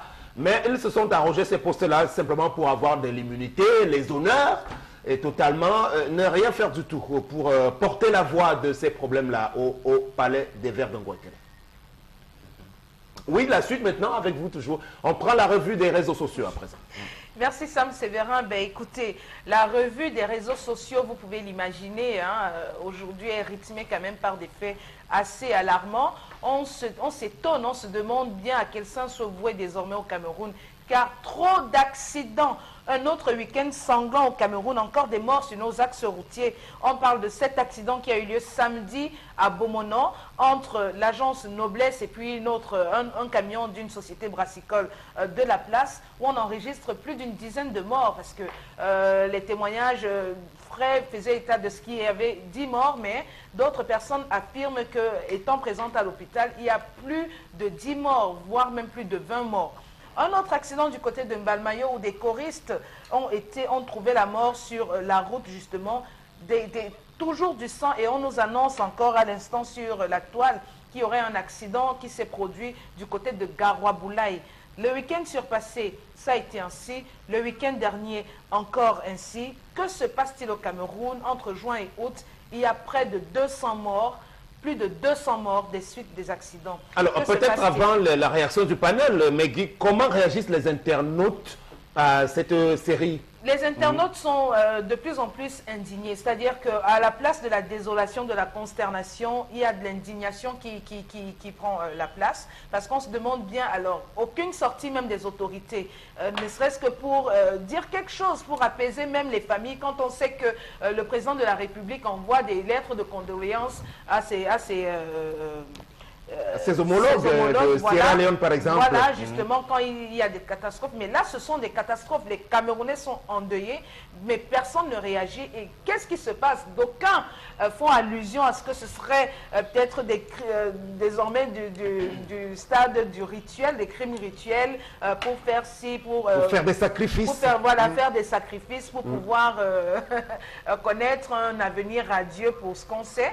Et d'autres disent que voilà, c'est l'état de la route, et d'autres encore interpellent les conducteurs qui devraient faire un peu plus preuve de prudence. Voilà, disons que les causes visibles sont connues, tendance, je crois que oui, l'état de la route, c'est vrai, il y a même l'inconscience des conducteurs, mais il y a peut-être aussi et surtout la négligence des responsables de l'État. Sam, tel que tu vois l'accident de Noblesse Voyage ici, tu sens que c'est le chauffeur qui dormait. Parce que quoi, je m'explique. Je dis parce que j'étais à l'auto-école, je connais le code de la route, je connais ce qu'il faut et ce qu'il ne faut pas. Ce qu'il faut faire, ce qu'il ne faut pas faire. De deux, j'ai comme l'impression que quand il parlait l'autre jour, certains patrons des agences se sont moqués de moi. Je parle comme ça, ce n'est pas bon, Harry, parce que tous les Camerounais qui meurent, c'est ma famille. C'est de trop. Vraiment, réveillez-vous. Refaites le casting de ceux qui peuvent conduire, des gens qui peuvent travailler dans vos sociétés, dans les agences de voyage là. Laissez les chauffeurs se reposer, renforcer avec la sécurité. Vous voulez dire que même si l'état des routes, même si les routes ne sont pas très bonnes, c'est pour ça que vous n'avez pas recruté les... Alors pour le chauffeur de Noblesse, on dit que probablement il somnolait, donc il n'avait pas eu le temps de bien se reposer. C'est que les gars ne se reposent pas, ils n'ont pas le temps de recruter pour qu'on fasse des échanges. Maintenant, ils laissent les gars travailler pour qu'à la fin on leur donne les primes. Comme c'est la période de la rentrée scolaire, les parents, il y a les enfants qui rentrent des vacances, certains partent. Regardez à quoi ressemble le Cameroun ces derniers temps. Ça me dit que depuis le mois passé, ou encore que depuis que les accidents se passent, si je dors, ce qui manque, tous les jours quand je mets mes genoux, je me dis que Seigneur, qu'est-ce qui arrive à mon beau pays? Mon beau pays, le pays de Samuel Eto'o, de Roger Mila. Pourquoi le sang se verse tant dans mon pays? Bonne interrogation. Moi-même, je suis dépassé ça. Pardon, faites quelque chose. Vous, les patrons des agences. Vous, les chauffeurs. Alors, vous interpellez seulement les patrons des agences. Oui. C'est tout. Parce que là, on a parlé pour les Russes qui étaient fatigués. Ça me dit que c'est encore quoi. Bon, Bengan, vous, votre interpellation va en quelle direction? À deux niveaux, Sam, mais pour dire que quand on crache en l'air, vous recevez sur la face. C'est-à-dire? C'est-à-dire que le ciel du Cameroun est obscurci. C'est-à-dire que nous avons fait tellement de mal. Nous n'avons pas célébré le deuil de ceux qui sont morts. Nous continuons à faire des pratiques. La Teba Yene l'avait relevé des pratiques. Donc ça, c'est une explication qui est au-delà de ce qui est scientifique alors. Oui, vous dites, vous allez à l'église, non? On vous dit, lorsque vous mettez le diable en face de vous, vous recevez la désolation. Et pourquoi le Cameroun reçoit-il la désolation aujourd'hui? C'est précisément parce que nous n'avons pas mis Dieu devant. Lorsque nous mettons Dieu devant nos orientations, c'est l'épanouissement de l'homme que nous recherchons. Mais lorsque nous nous mettons au devant, c'est-à-dire que c'est le diable qu'on va servir, et là, on va attendre 2 ans. Mais lorsque les catastrophes vont surgir, Sam, on n'aura que nos yeux pour pleurer. C'est-à-dire que ici, que ce soit nous les initiés, ou ceux qui sont à l'église, les prêtres, les pasteurs, les imams et autres, devraient faire quelque chose pour en réalité amener... Il faut une séance d'exorcisme. Oui, mais il faudrait qu'on soit d'accord nous tous pour demander à Dieu de nous enlever ces dirigeants qui sont là, qui nous ont amenés dans les catastrophes. Puisqu'en fait, on ne doit même pas demander à Dieu, comment je vais dire ça, de réformer leurs cœurs, parce que leurs cœurs ne sont plus à réformer. Ils doivent rester là, attendre le jugement pour ceux qui y croient, même maintenant les enlever et nous trouver, parce que les Camerounais sérieux qui aiment leur pays, il y en a. Mais Dieu même a dit, ne jugez point. Bombok Bengan, vous devriez peut-être vous garder de porter des jugements. Non, j'ai prêté serment, comme le chef de l'État a prêté serment, il a dit qu'il va amener le Cameroun dans la prospérité. Je me rends compte de ça, c'est le deuxième niveau de réflexion que j'ai dit. Oumnobé a dit lutte unie sur tous les fronts. C'est-à-dire ceux qui s'inscrivent sur les listes électorales doivent aller avec leur bulletin de vote, savoir que maintenant nous sommes en fin de régime. Ces gars doivent être sanctionnés. Donc si on ne le fait pas, c'est-à-dire que le citoyen avec son bulletin de vote, pas avec les armes ou le feu, et nous les spirituels, en nous organisant comme on s'organise, les autres de leur manière, c'est comme ça qu'on arrivera à mettre un terme. Charles Hamel, ce sont donc des signes avant-coureurs aussi, on peut le dire, d'une fin de règne, parce que au-delà de la série d'accidents, il y a Boko Haram, il y a la crise dite anglophone, il y a même aussi le phénomène observé chez les artistes musiciens et même au niveau du football aujourd'hui. C'est quoi ce Cameroun qui semble être abandonné à lui-même? Alors on le voit sur deux plans. Megui a fait dans la langue de bois tout à l'heure. Megui, toutes les années préélectorales au Cameroun ont toujours été précédées du sang. Je peux vous citer toutes les années, que ce soit en 2010. On a eu beaucoup de sang qui se sont versés. Pourquoi moi je suis dans la langue? Non, parce que vous avez dit... Charles, mais ce sont que des supputations. Je ne peux pas affirmer quelque chose qui est abstrait. C'est abstrait. Il ne faut pas être un initié. Ce n'est pas scientifiquement démontré parce qu'on a la télévision. Ne parlez donc pas de marabouts. Parce que scientifiquement, ce n'est pas prouvé. Mais Guy a parlé des routes qui sont ne l'oubliez pas. Ce n'est qu'un constat d'un initié qui dit, d'un traditionnaliste qui dit que chaque année précédant les élections, je n'ai pas cité un pays, il dit chaque année précédant les élections, les périodes électorales, il y a toujours eu ça parce que des gens font des sacrifices. Ce n'est pas nouveau. On connaît plein d'hommes politiques dans ce pays. On a accusé d'être au point d'avoir surpris en train de faire des rites. Charles Hamel, alors prends les téléspectateurs à témoin. Si cette déclaration est avérée, elle peut avoir quand même des conséquences lourdes.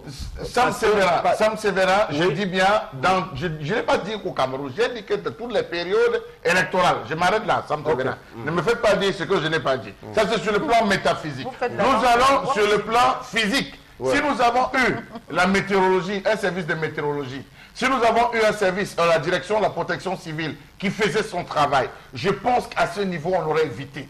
On aurait évité de nombreux accidents parce qu'on aurait pu... Si nos sociologues faisaient leur travail, parce que ce n'est pas nouveau, toutes les rentrées scolaires, on assiste généralement à ça, à des enfants qui se retrouvent dans les accidents. Les périodes de décembre, on connaît à peu près le schéma. Pourquoi est-ce que jamais ne sont montés sur la sellette nos sociologues pour dire attention, X ça ne va pas, Y ça ne va. On a quand même vu des déploiements de contrôle routier avec même des plus hauts gradés. Je vais plus loin. La route, hein. Je vais plus loin. La présence des hauts gradés ne fait rien. On freine à partir du lieu, on sait que le radar est là, on traverse la barrière de prévention et on accélère. Sam Severa, lorsque vous regardez ce bus, et je voudrais que la régie revienne là-dessus, lorsque vous regardez ce bus, vous vous rendez compte que la qualité du montage même du bus laisse à désirer. C'est plus de l'aluminium, c'est plus du plâtre que véritablement d'un véhicule. Regardez avec la facilité avec laquelle on a vraiment nettoyé. Regardez comment la facilité avec laquelle on a enlevé. Vous vous rendez compte que là c'est la tôle. Ça démontre que tous ces sièges étaient mal fixés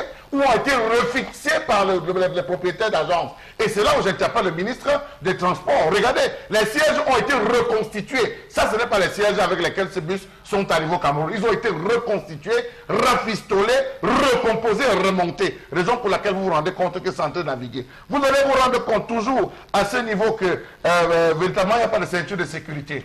Regardez les sièges. S'il y avait une ceinture de sécurité, je pense que même 30 morts c'est petit. Il y en a plus. Parce que lorsqu'il y a eu choc, les gens se sont retrouvés à la brutalité du choc à éjecter les gens. Il faudrait qu'on cherche encore bien parce qu'ils ne sont pas tenus par la ceinture de sécurité. Et enfin, ça donne le deuxième point, quand je le dis, en Europe, il y aurait eu un seul accident qu'on aurait vu le président Macron, autant pour moi, descendre sur le terrain pour constater, tirer la sonnette d'alarme. Il y aura eu des débats, sur toutes les chaînes de télévision françaises où on aurait débattu de la question des accidents, quel que soit le lieu, qu'on serait reparti de 1960 à aujourd'hui en essayant d'évaluer le pic, statistiquement parlant, des accidents pour essayer de situer ces périodes. Mais au Cameroun, on a un gouvernement de personnes silencieuses qui croquent soit le Mbitakola, soit la cola, qui sont occupés plus à boire le bilibili qu'à s'occuper des véritables problèmes de voilà, non, ils sont beaucoup plus dans le divertissement. Parce qu'on a vu des jeunes athlètes qui étaient partis en Côte d'Ivoire revenus. On leur a fait une cérémonie qu'ils n'en demandaient pas parce qu'il fallait donner le sentiment que les choses vont bien au Cameroun. On a vu encore l'autre jour, alors même que la FIFA venait de nous dire ce qu'il y avait à faire en raison de nos turpitudes, Issa Chiroma et Bidou pas de sortir sans vergogne pour dire rien du tout à la presse nationale. tout simplement pour reconnaître qu'ils ont finalement plongé le Cameroun dans l'abîme aujourd'hui en matière de gestion du football. Là où on les attend, les responsables du gouvernement, Ganou Djoumessi, Edgar Mebengo, pourquoi pas le Tiroma national sur des terrains comme ça qui sont extrêmement graves, on ne voit personne puisque pour M. Biya, lui ne se déplace jamais, alors qu'on sait qu'il y a un journaliste reporter français qui est détenu, je crois, en Turquie, et ça fait l'objet de toute une mobilisation de l'État français jusqu'au plus haut niveau. Nous, alors, on a réussi à banaliser la mort. J'ajoute encore, par rapport aux inondations de Tchang, on s'est traîné encore une descente. Il n'y a pas de descente, c'est les représentants du Haut Commissariat des Nations Unies pour les réfugiés qui font la descente et obligent les administrateurs de la ville de Tchang à les accompagner. Dans une ville comme Tchang, avec les inondations, les morts que ça a provoqué, la destruction des biens matériels. Mais quand même, c'est lamentable. Voilà, mais Guy, on va sortir parce qu'il n'y a pas eu que le cas de Bomono, donc vous avez signalé aussi l'accident de Mbalmayo sur le fleuve avec des choristes, avec pratiquement les mêmes causes aussi. On va espérer que finalement cet État sortira de la torpeur.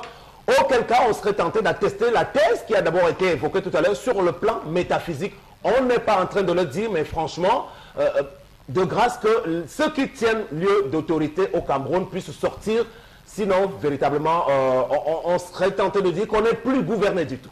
Tout à fait, Sam Séverin, parce que même si aujourd'hui on avance les raisons selon lesquelles il s'agit ici de l'imprudence des chauffeurs, ce qui n'est pas à négliger, mais l'État quand même devrait réagir d'une façon ou d'une autre, pas seulement en faisant des discours, mais en prenant des mesures sécuritaires, c'est-à-dire que pouvoir prendre des mesures fortes pour contraindre les chauffeurs à être responsables sur la route, quitte à ce qu'il faille mobiliser même du personnel pour pouvoir surveiller ce qui se passe sur les routes.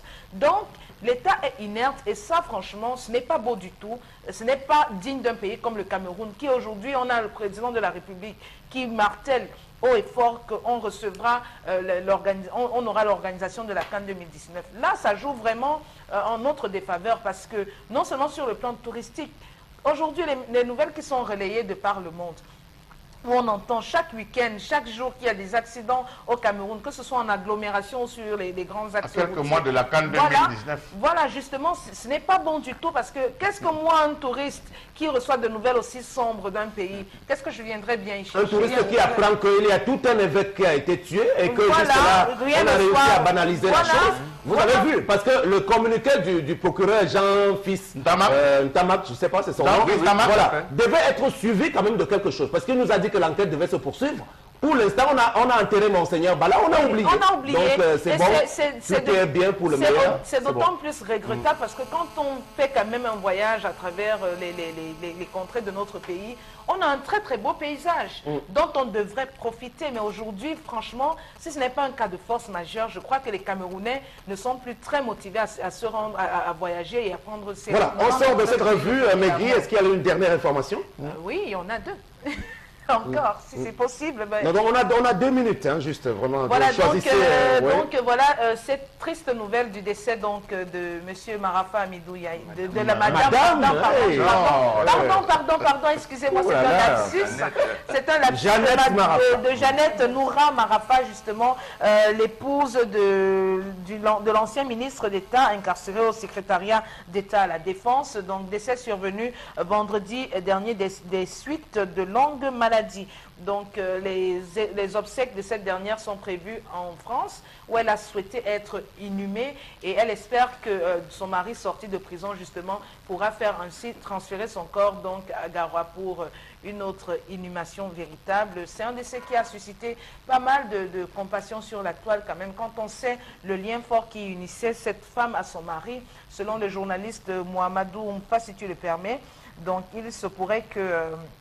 précisément dans les années 80, en avril 84, lors du coup d'État militaire qu'a connu le Cameroun, cadre donc à la Société nationale des hydrocarbures, Marafa Amidou Yaye avait été interpellé lors de la vague d'arrestations ayant frappé certains ressortissants des régions septentrionales. Donc le journaliste Mohamedou Oumfa, qui était très proche de la défunte, dit « Cette nuit-là, Marafa Amidou Yaye fut extrait du camion à la suite d'une supplique de sa jeune épouse. Le camion étant en partance pour Balmayo quelques jours après le putsch manqué pour des exécutions sommaires des mutins et leurs complices. C'est Gilbert André Tungé de regretter mémoire, alors ministre des Forces armées, sensible à la supplique de la jeune Jeannette Djonga qui prit la décision de faire descendre du camion celui que ses camarades ont connu aux États-Unis comme l'étudiant Amidou Yaya. Donc on peut comprendre au vu de cette histoire que cette femme était très liée à son mari, surtout qu'elle a été très active justement pour lutter pour la cause de son mari, pour qu'il puisse recouvrer sa liberté. Voilà, on n'en dira donc pas plus sur ce cas triste qui concerne quand même un ancien très haut commis de l'État. On peut le voir à travers l'image, les deux étaient bel et bien liés. Jeannette Marafa, je crois qu'elle était originaire de la région du littoral et elle a beaucoup œuvré aux côtés de son époux. Malheureusement, ce dernier est toujours fait prisonnier par le régime qui l'aura contribué à servir au plus haut niveau. On va lui souhaiter beaucoup de courage malgré tout quand on est dans une circonstance comme celle-là. Merci beaucoup donc pour cette revue. On va prendre interpellation.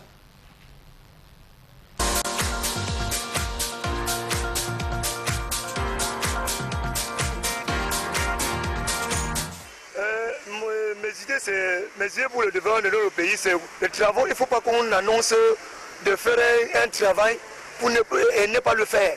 Donc, quand, par exemple, le drainage, le travail de drainage, bon, quand vous passez peut-être par exemple à Bessengue, allez voir à côté de le train de la vallée Bonantone 2. Bon, depuis qu'ils ont annoncé, ça fait déjà 5 ans. Ils ont filmé, mesuré par-ci, par-là. Le se plaint jusqu'à hier l'inondation là-bas chaque jour. Et si on peut avancer avec ce genre de choses, jamais. Et deuxième point, les routes. Regardez par exemple ici à Aqua, la rue Pau en plein cœur de la ville. Allez voir la route. Vraiment, c'est quand on parle de nid de poule, c'est le nid d'éléphant. Le nid d'éléphant maintenant. Allez voir. C'est impraticable en plein cœur de la ville. Vraiment, c'est grave. Il y a des engins garés, tout le monde voit les engins. Vous faites quoi avec les engins les militaires? Vous faites quoi avec les engins? Vous n'êtes pas les Camerounais? Hein?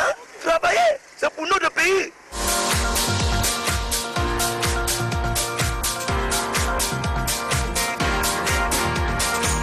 Voilà, notre compatriote a soulevé 3 problèmes. D'abord, la mauvaise prise en charge de certains endroits, des monuments. Il y a le monument Kondo et Bele, c'est comme ça qu'on a intitulé ça, situé au niveau du feu rouge Bessengue, qui est déjà rempli de graffitis et de toutes sortes de choses. Non, on l'a mis en valeur. On l'a mis en valeur. On l'a mis en valeur. Oui, très bien. Donc vous avez fait la même observation. On l'a mis en valeur. Très bien. C'est quelqu'un qui se soucie de ce rond-point qu'il a mis en valeur. Ceux qui sont chargés de gérer ces choses-là ne sont pas plus préoccupés que ça. Oui. Maintenant, il a parlé du phénomène des drames, mais je suis beaucoup plus content, Bombok, parce qu'il évoque la rue Pau, parce que je pensais que j'étais le seul, depuis que moi je vis à Douala, à avoir observé ça. Au lieu dit entre Douala-Bar et 2 églises, alors en plein cœur vraiment du 1er arrondissement, je ne sais pas si cette route a fait l'objet quand même d'un appel d'offres à l'époque. Tout à fait. Il y a même eu la pose des pavés. Quelques 2-3 mois après, même là où on a posé les pavés, ça s'est dégradé considérablement. Même moi, je continue mon interpellation au sujet de nos sénateurs. Parce que là, ce n'est pas le travail des députés. C'est les sénateurs qui ont la charge d'encadrer les collectivités territoriales décentralisées. C'est ça. Où se trouve donc l'agent de la décentralisation? On nous parlait de transfert des compétences et des ressources. C'est où, à quel niveau? Et c'est vraiment tout joyeux que le sénateur nommé par le chef de l'État, Pierre Flambongaya, sénateur du littoral, nous a dit qu'il a très bien fait le travail parce qu'ils ont accompagné les députés dans leur vote de loi. Mais attendez, ils ne sont pas au même titre que les députés, ne sont pas le même législateur au même titre. Et ils accompagnent les collectivités territoriales. Donc la communauté urbaine qui s'est accaparée l'ensemble des ressources de Douala, par exemple, puisqu'il s'agit, notre compatriote parlait de Douala, il s'agit de ça. Que ferment donc nos sénateurs? Ils sont 10, 7 élus et 3 nommés. Que font-ils? Rien du tout. Rien du tout. Même celui qui était délégué régional. Alors, vous parlez plus des sénateurs du littoral. Il faut étendre à l'ensemble du pays parce qu'on est suivi par tout Mbombok. Parce que vous faites comme si les sénateurs du sud ou ceux du nord, eux, ils font quelque chose. Hein, non, là quand même, c'est vrai. Les sénateurs du centre, eux, ils avaient fait un plan pour distribuer les fournitures scolaires dans certains établissements. Alors que les routes qui vont chez eux ne bénéficient de rien. Ils ne nous disent pas quel est donc, eux qui ont accompagné les députés dans le vote des lois, où se trouve donc l'argent de la décentralisation. Quel est donc l'argent qui va directement aux maires qui traitent des problèmes d'urgence en relation avec les communautés, leurs communautés villageoises. Personne ne vous dit rien et nous sommes toujours dans les pistes cacaoyères. Tendance, il a parlé du drainage des drains. Je crois que là, quand même, ça a pu commencer à Douala. Hein. Oui, non, ça qu'on a commencé, mais sauf que ça ne va pas toujours. Les gars, partez de l'avant, ne vous découragez pas. Quand vous commencez un travail, ne laissez pas. Quand vous laissez, vous vous découragez, après vous ne finissez plus. Je vous encourage, le travail est lancé, travaillez, mais ne freinez plus, parce que je connais ici. Quand vous commencez un travail, après qu'on vous apprécie, vous laissez encore. C'est même mieux de ne pas vous apprécier. Vous finissez avant qu'on vous apprécie. Quand vous commencez, on vous apprécie, vous laissez. Concernant les routes, où on vend les shawarma à Charlemagne, tu te souviens, non? Quand vous parlez d'Annecy. N'est-ce pas, on avait dit qu'il y a l'eau qui soignait là-bas. Je ne sais pas quelle mairie j'ai à côté là, le côté là où c'est la mairie, où c'est la communauté. L'eau noire là. C'est dans la première. L'eau noire qu'on trouve de ce côté. Même pour aller manger un shawarma, tu ne peux pas s'en. C'est la communauté même qui doit s'en occuper. Pardon, si vous avez oublié, je vous rappelle encore, c'est que vous avez beaucoup de choses à faire. Je suis seulement là pour arranger, mettre la pomme, m'appelle maman de mon nouveau nom. Maman Jujube. Je suis seulement là pour arranger papa. Là-bas, où il y a le cas, vous parlez d'Annecy.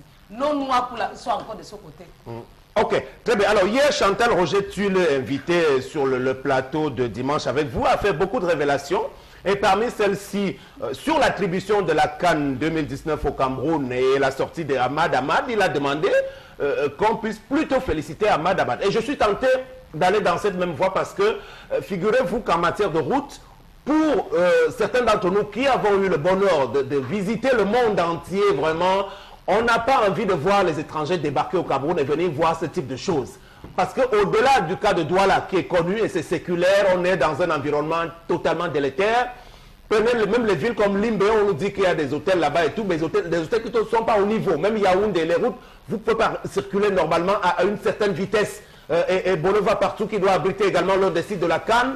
Même le cas de Garoua, Charlamel, il me semble que sur ce visage que nous présentons aujourd'hui à la face du monde, nous ne sommes pas en mesure de bien accueillir des étrangers. Sam Sévérin, il aura fallu qu'on aperçoive les nids de poules, qu'on se rapproche à l'aide d'une règle, qu'on essaie de mesurer la dimension du goudron pour se rendre compte que nous sommes floués depuis des années. L'actuelle nouvelle route, le nouvel axe qu'on a fait, c'est-à-dire partant de Bonassama jusqu'à la sortie Jade Bekoko, il y a déjà des trous qui se forment sur cet axe. C'est là où vous allez vous rendre compte que même le nouvel axe encore nous a trompé sur la dimension exacte, la profondeur exacte du bitume. Ils nous ont trompé à ce niveau. Et nos ingénieurs contrôleurs de travaux. Non, nos ingénieurs, c'était les blancs. Il faut préciser que ce sont les blancs. Je n'ai pas vu, c'est les blancs qui supervisaient à ce niveau. Sam Sévérin, tous nos axes sont malades. Bangwa, Bayangam, Batoufam, Bandrefam, quel coin j'oublie encore, Banja, Baham. Tous ces taxes, ça ne vaut pas la peine. Ça, c'est ce qu'on appelle la nationale. Bon, disons qu'il a beaucoup plus évoqué les routes. J'en viens, Sam, j'en viens. Oui, parce qu'il faut pas nous avons tous ces axes où les gens meurent. Ouais. Laissons-les. Revenons sur le plan local. Oui. Nous prenons l'axe de Bédi, 0. Nous prenons l'axe de Makepe, l'axe de Makepe pays, 0. Nous prenons l'axe de Koto, 0. Nous prenons le nouvel axe même, fabriqué qui sont à Lokbessou, 0. Il y a des nids de poules qui sont déjà formés. Nous sortons de là, nous retombons sur l'axe de Bonabile, de la rue pour il a parlé, 0. Nous retombons ici au niveau d'Aqua, plus précisément au niveau de Grand Moulin, avant Grand Moulin, oui, Grand Moulin, au virage, nouvelle route Grand Moulin. Là encore, il y a des nids de poules qui se sont déjà formés, 0. Nous prenons l'axe Bonabassem, 0. Nous descendons au niveau de boulevard de l'aviation, sur l'axe qui va vers Tergal. À ce niveau, les trous sont pleins. Qui va ressortir vers Brazzaville tendance au niveau de Carrefour. 0. Sam Sévérin, ça ne va pas. Ça ne va pas. Je suis sûr que le délégué du gouvernement n'a qu'une seule route, il ne se balade pas dans Douala. Il sort de là pour chez lui. il sort de chez lui pour là, ou il sort de là directement pour l'aéroport et prend le vol pour partir. Il n'est pas conscient de ce qu'il se passe dans ce pays. Ou alors, nous n'avons pas de délégué régional de travaux publics au Cameroun. S'il n'existe pas pour la région du littoral, il n'existe pas. Lui aussi il ne sort pas, il ne se balade pas. Parce que les problèmes sont tellement graves. Ou alors on attend encore les bailleurs de fonds. Non, de toutes les façons, la personne qui les nomme, qui est et tout dit au palais de l'unité, c'est qu'il y a cette réalité, même à travers les images, même s'il ne se déplace pas, il peut regarder la télévision et voir, et il sait que ces gens-là sont en place, mais ils sont toujours pas inquiétés. Parlant de la ville de Yaoundé-Megui, on sort par vous. Prenons la route qui va vers Essos, partant de Mvogada pour Mobile Essos, et partant de Mobile Essos jusqu'au lycée bilingue. C'est toujours, je ne sais pas, un axe qui moi m'étonne. Ça dit que depuis des années, on n'a jamais rien fait pour le rendre tout à fait fluide, et puisque c'est un axe central quand même. Bon, oui, c'est vrai, mais bon, je vais être honnête, moi je ne maîtrise pas très très bien la ville. Non, La ville de Yaoundé, mais par contre, Douala, moi, quand tu parles des routes qui t'intriguent, moi, il y en a une qui m'intrigue depuis belle lurette déjà. La nouvelle route Bessengue, la route qui mène au marché Mbopi. Alors, moi, je ne comprends pas comment, en pleine ville, on est en plein Aquab, en plein, je ne sais pas, Douala premier, c'est ça. Que je n'ai rien contre les personnes qui se débrouillent, qui font de la casse là-bas. Mais franchement, c'est une route aussi petite que celle-là. C'est une ruelle. Qu'on laisse des gens exposer de la ferraille. Ils occupent les trottoirs. C'est-à-dire que le trottoir principal est complètement occupé par la ferraille. On leur a donné cet endroit. Voilà. Non, je précise juste qu'il a été concédé. Oui, je ne dis pas qu'ils sont de façon arbitraire, mais qu'on les installe là, et que de l'autre côté, vous avez le ravin, où il y a des maisons sur le bas-fond, je dis, c'est quand même terrible qu'on se retrouve dans un pays où il y a ce genre de laisser-faire, ce genre de laxisme. Parce que imaginez que vous êtes au volant de votre voiture et que vous vouliez éviter je sais pas moi, un bentikinaire ou un enfant qui est en train de traverser la route. Vous vous retrouvez soit face à la ferraille, vous vous écrasez, soit vous vous retrouvez dans le ravin. C'est que vous avez trois alternatives, ou alors vous foncez sur le piéton. Mais c'est terrible quand même. Pourquoi est-ce qu'on ne peut pas organiser les choses dans ce pays de telle sorte qu'on ait, je ne sais pas moi, une carrière ou bien un lieu où on sait que voilà, quand vous voulez voir les gens de la casse qui font de la ferraille, vous allez à tel endroit, un endroit peut-être reculé où ils auront un peu plus d'espace. Mais on laisse ça faire et on nous dit qu'on travaille à l'assainissement de la ville. De quelle façon? Non, on dit que les gens ne passent pas beaucoup par là-bas. On va aller prendre Consti Lamine qui va nous parler de la promotion de Grand Bazar sur les motos, l'IFAN et enfants, puisque malgré tout ce sont des engins qui doivent circuler sur des belles voies. Malheureusement, il n'y en a pas beaucoup au Cameroun aujourd'hui. Consti, bonjour. Oui, bonjour Sam Séverin, bonjour à toute l'équipe de l'émission 10-12 de Zénith qui accueille encore ce matin le concept Salak avec l'un de ses partenaires privilégiés, la société Grand Bazar Sarle du Cameroun. Alors ce matin, pour parler encore des motos, des tricycles et bien sûr tout ce qu'il y a comme avantage derrière ces deux engins de qualité supérieure, il faut rappeler que nos motos l'IFAN, malgré l'état, c'est-à-dire très négatif des routes camerounaises, nos motos ont été conçues pour rouler même sur les plus mauvaises routes du Cameroun et d'Afrique. Voilà pourquoi ce matin, je conseille à tous les téléspectateurs qui sont à la recherche d'une moto, d'un tricycle, de bien vouloir se rendre rapidement dans toutes les agences de Grand Bazar, parce que de ce côté-là, c'est un Salaka, des motos l'IFAN turbo de nouvelle génération que vous avez bien entendu à moins de 400 000 francs. Ah ben oui, je dis bien, plus besoin d'acheter une moto à 700 000, à 800 000, 1 million de francs comme par le passé. Non, c'est terminé. Aujourd'hui, grâce à la société Grand Bazar et le concept Salaka, vous avez la possibilité d'acheter une moto l'IFAN de très bonne qualité de nouvelle génération. Vous l'avez à moins de 400 000 francs, à savoir 399 900 francs. Et donc le prix à débourser pour acheter une moto l'IFAN Turbo qui se présente de la manière suivante. Un moteur 150 cc avec bien entendu tout ce qu'il y a comme avantage. Cette moto est dotée d'un turbo. Et qui dit turbo dit cet élément qui augmente la puissance du moteur. À côté bien sûr du turbo, vous avez également que cette moto l'IFAN qui coûte moins de 400 000 ne consomme pas assez de carburant. Vous avez 2 litres de carburant pour au moins 100 km à parcourir. Ça veut dire quoi? On peut partir de Douala pour Edea, faire un aller-retour, partir de Douala pour Mbanga avec sa moto sans consommer assez de carburant. On va également dire que la moto Lifan Turbo est également dotée de 6 mois de garantie. Ça, il faut le rappeler. Hein. Alors, tous ceux qui nous écoutent ce matin, et tout en vous rappelant également que quand vous achetez une moto Lifan Turbo, vous recevez directement un gros casque, comme celui que j'ai sur ma tête, pour montrer la sécurité que nous accordons à tous nos clients. Vous avez également droit un magnifique parapluie très solide. On vous donne également un manteau et bien entendu un choisible de sécurité également. Ça, c'est pour tous les clients qui achètent une moto ou un tricycle Lifan. À côté bien sûr de celle-là que nous vous donnons directement, vous avez également la possibilité de gagner une seconde moto, d'où l'opération acheter une moto, recevez la seconde, pour dire tout simplement buy one take two avec la société Grand Bazar du Cameroun. Alors cette tombola vous permet de gagner une moto directement en participant sur place à une tombola, ou alors de gagner des lots tels que des parasols, des parapluies, des casques, plein d'autres lots. À côté, bien sûr, des motos Lifan Turbo qui coûtent moins de 400 000 francs, j'insiste sur le prix, vous avez également des tricycles. Ah ben oui, chers téléspectateurs, ces tricycles sont présentés aujourd'hui comme étant, bien entendu, des mini-camions. Ce sont des mini-camions. Parce qu'avec ce tricycle-là, vous avez la possibilité de transporter plus de 40 casiers de bière. Vous avez également la possibilité de transporter pratiquement près de 2 tonnes de marchandises à travers son gros pont. Et bien sûr, son booster. Parce que le gros pont de notre tricycle permet à notre tricycle de porter plus de 2 tonnes de marchandises. On va également donner comme d'autres avantages sur ce tricycle Lifan que ces tricycles-là sont dotés d'un moteur 200 cc. Ça, c'est très important. Un moteur 200 cc robuste, très puissant. Parce que le moteur, il faut le rappeler, est cet élément-là qui donne la puissance à votre tricycle. On va également rappeler que ces tricycles Lifan de nouvelle génération ont la particularité d'avoir 20 lames. Contrairement à d'autres tricycles qui n'ont que 10 lames, dans notre tricycle on 20 lames, 10 lames à gauche, 10 lames à droite.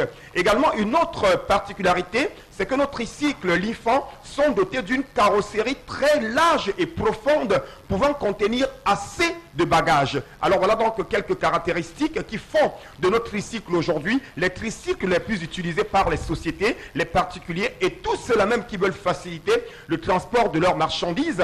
Vous les avez à moins d'1 million de francs. Je dis bien à moins d'1 million de francs, vous avez droit à un tricycle Lifan dans toutes les agences Grand Bazar du Cameroun. Et quand on dit moins d'1 million de francs, tenez-vous tranquille, c'est 999 900 francs. Personne ne me dira que c'est 1 million de francs. Non, vous donnez 1 million de francs, on vous rembourse 100 francs. Et je rappelle qu'il y a la monnaie. Il y a la monnaie pour vos 100 francs, que ce soit pour la moto ou le tricycle Lifan. Alors ce matin, chers téléspectateurs, il ne vous reste plus qu'à vous rendre directement dans toutes les agences Grand Bazar. Et les premières personnes à appeler à nos numéros de téléphone recevront des avantages énormes. Dès que vous appelez à ce numéro de téléphone, on va encore vous accorder un autre avantage supplémentaire. Alors n'hésitez surtout pas. Avoir une moto, c'est bien.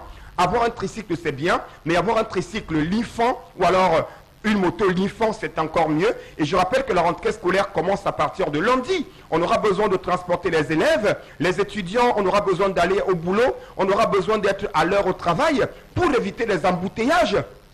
Pour éviter bien sûr tout ce qu'il y a comme tracasserie, chacun devrait avoir sa moto et pas n'importe laquelle, une moto Lifan Turbo, tout en vous rappelant que la promotion de la marque Lifan, à savoir les tricycles Lifan et les motos Lifan, ira jusqu'à la fin du mois de septembre. Donc vous avez encore pratiquement 1 mois et quelques jours pour acheter une moto Lifan Turbo.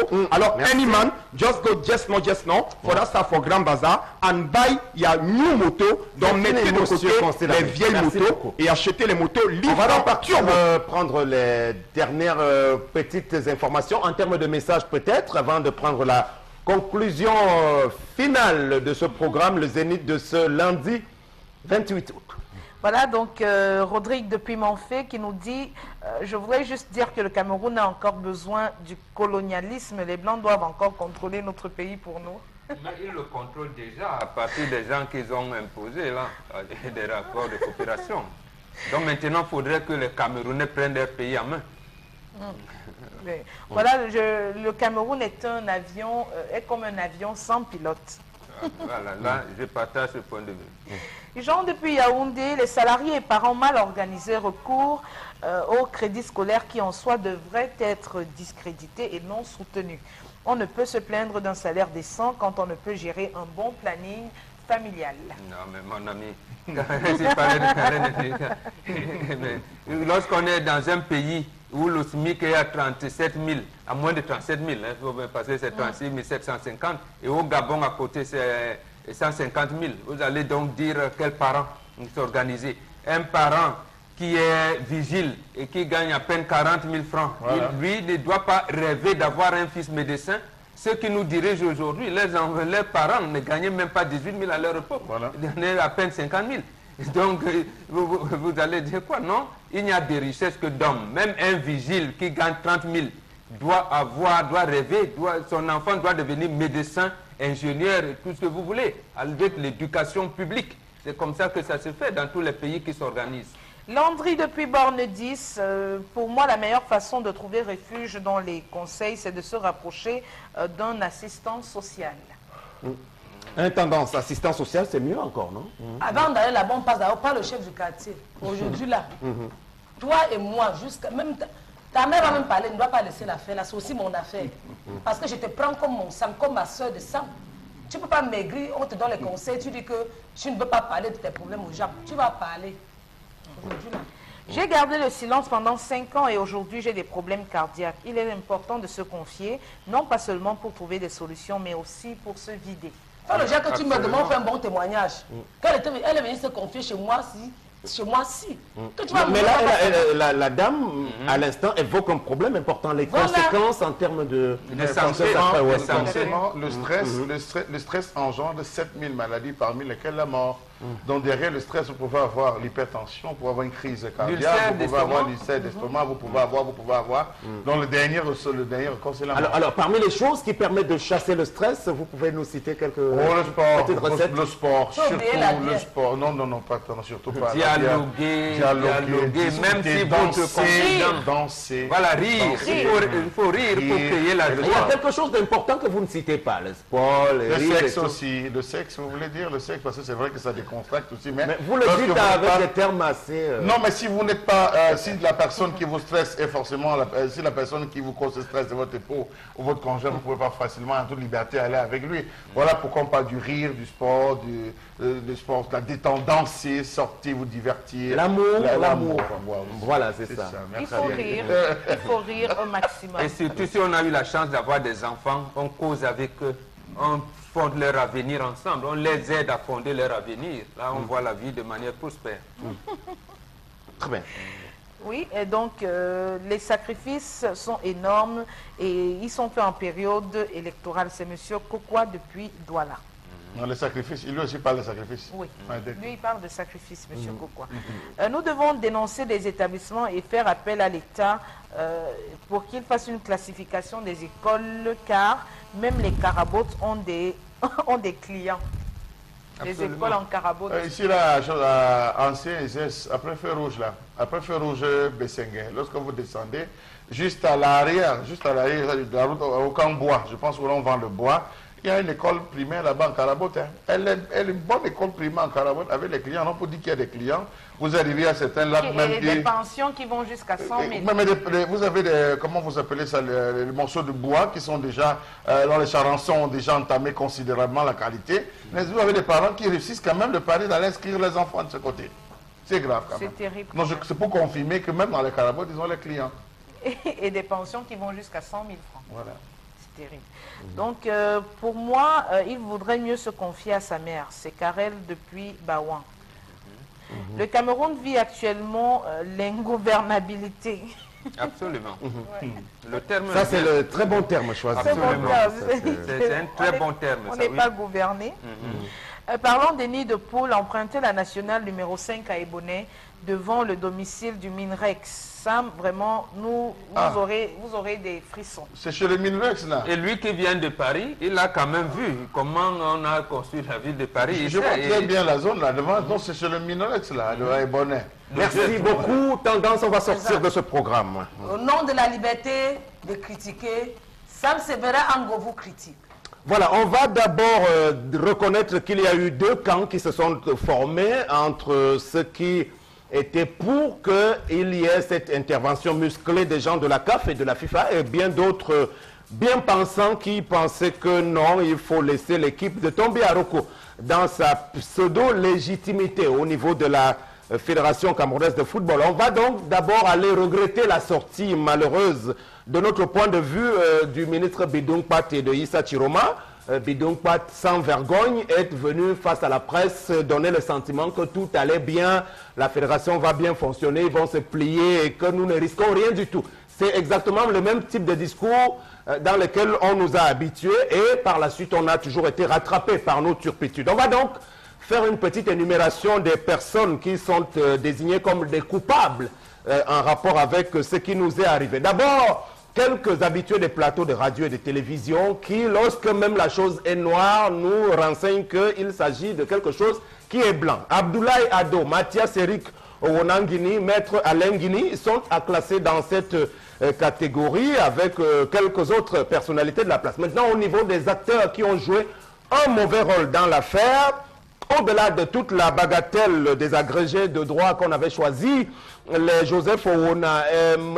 Mwange Kobila et l'autre qui est désormais à Yaoundé 2, Minkouaché, ils étaient donc nombreux, Michel Kaham, y compris même des noms comme Gassa. Puis oui, on les a vus au Brésil se pavaner davantage pour leurs propres intérêts. Mais il y a surtout l'aile dure autour de Tombi Aroko, c'est-à-dire la garde rapprochée, Pierre Batamak. Vous avez Koa-Luc, vous avez Francis Vin et surtout le chef du protocole Etienne Tamo. Voilà le quatuor des gens qui ont amené le Cameroun aujourd'hui dans le précipice. Et au moment où on nous annonce que la FIFA a commis un audit, entend commettre un audit financier, il faudrait quand même espérer que tout ce monde puisse payer le prix de tout ce qu'ils ont commis comme exaction à la tête de la Fédération de football. Merci, c'était le Zénith de ce jour.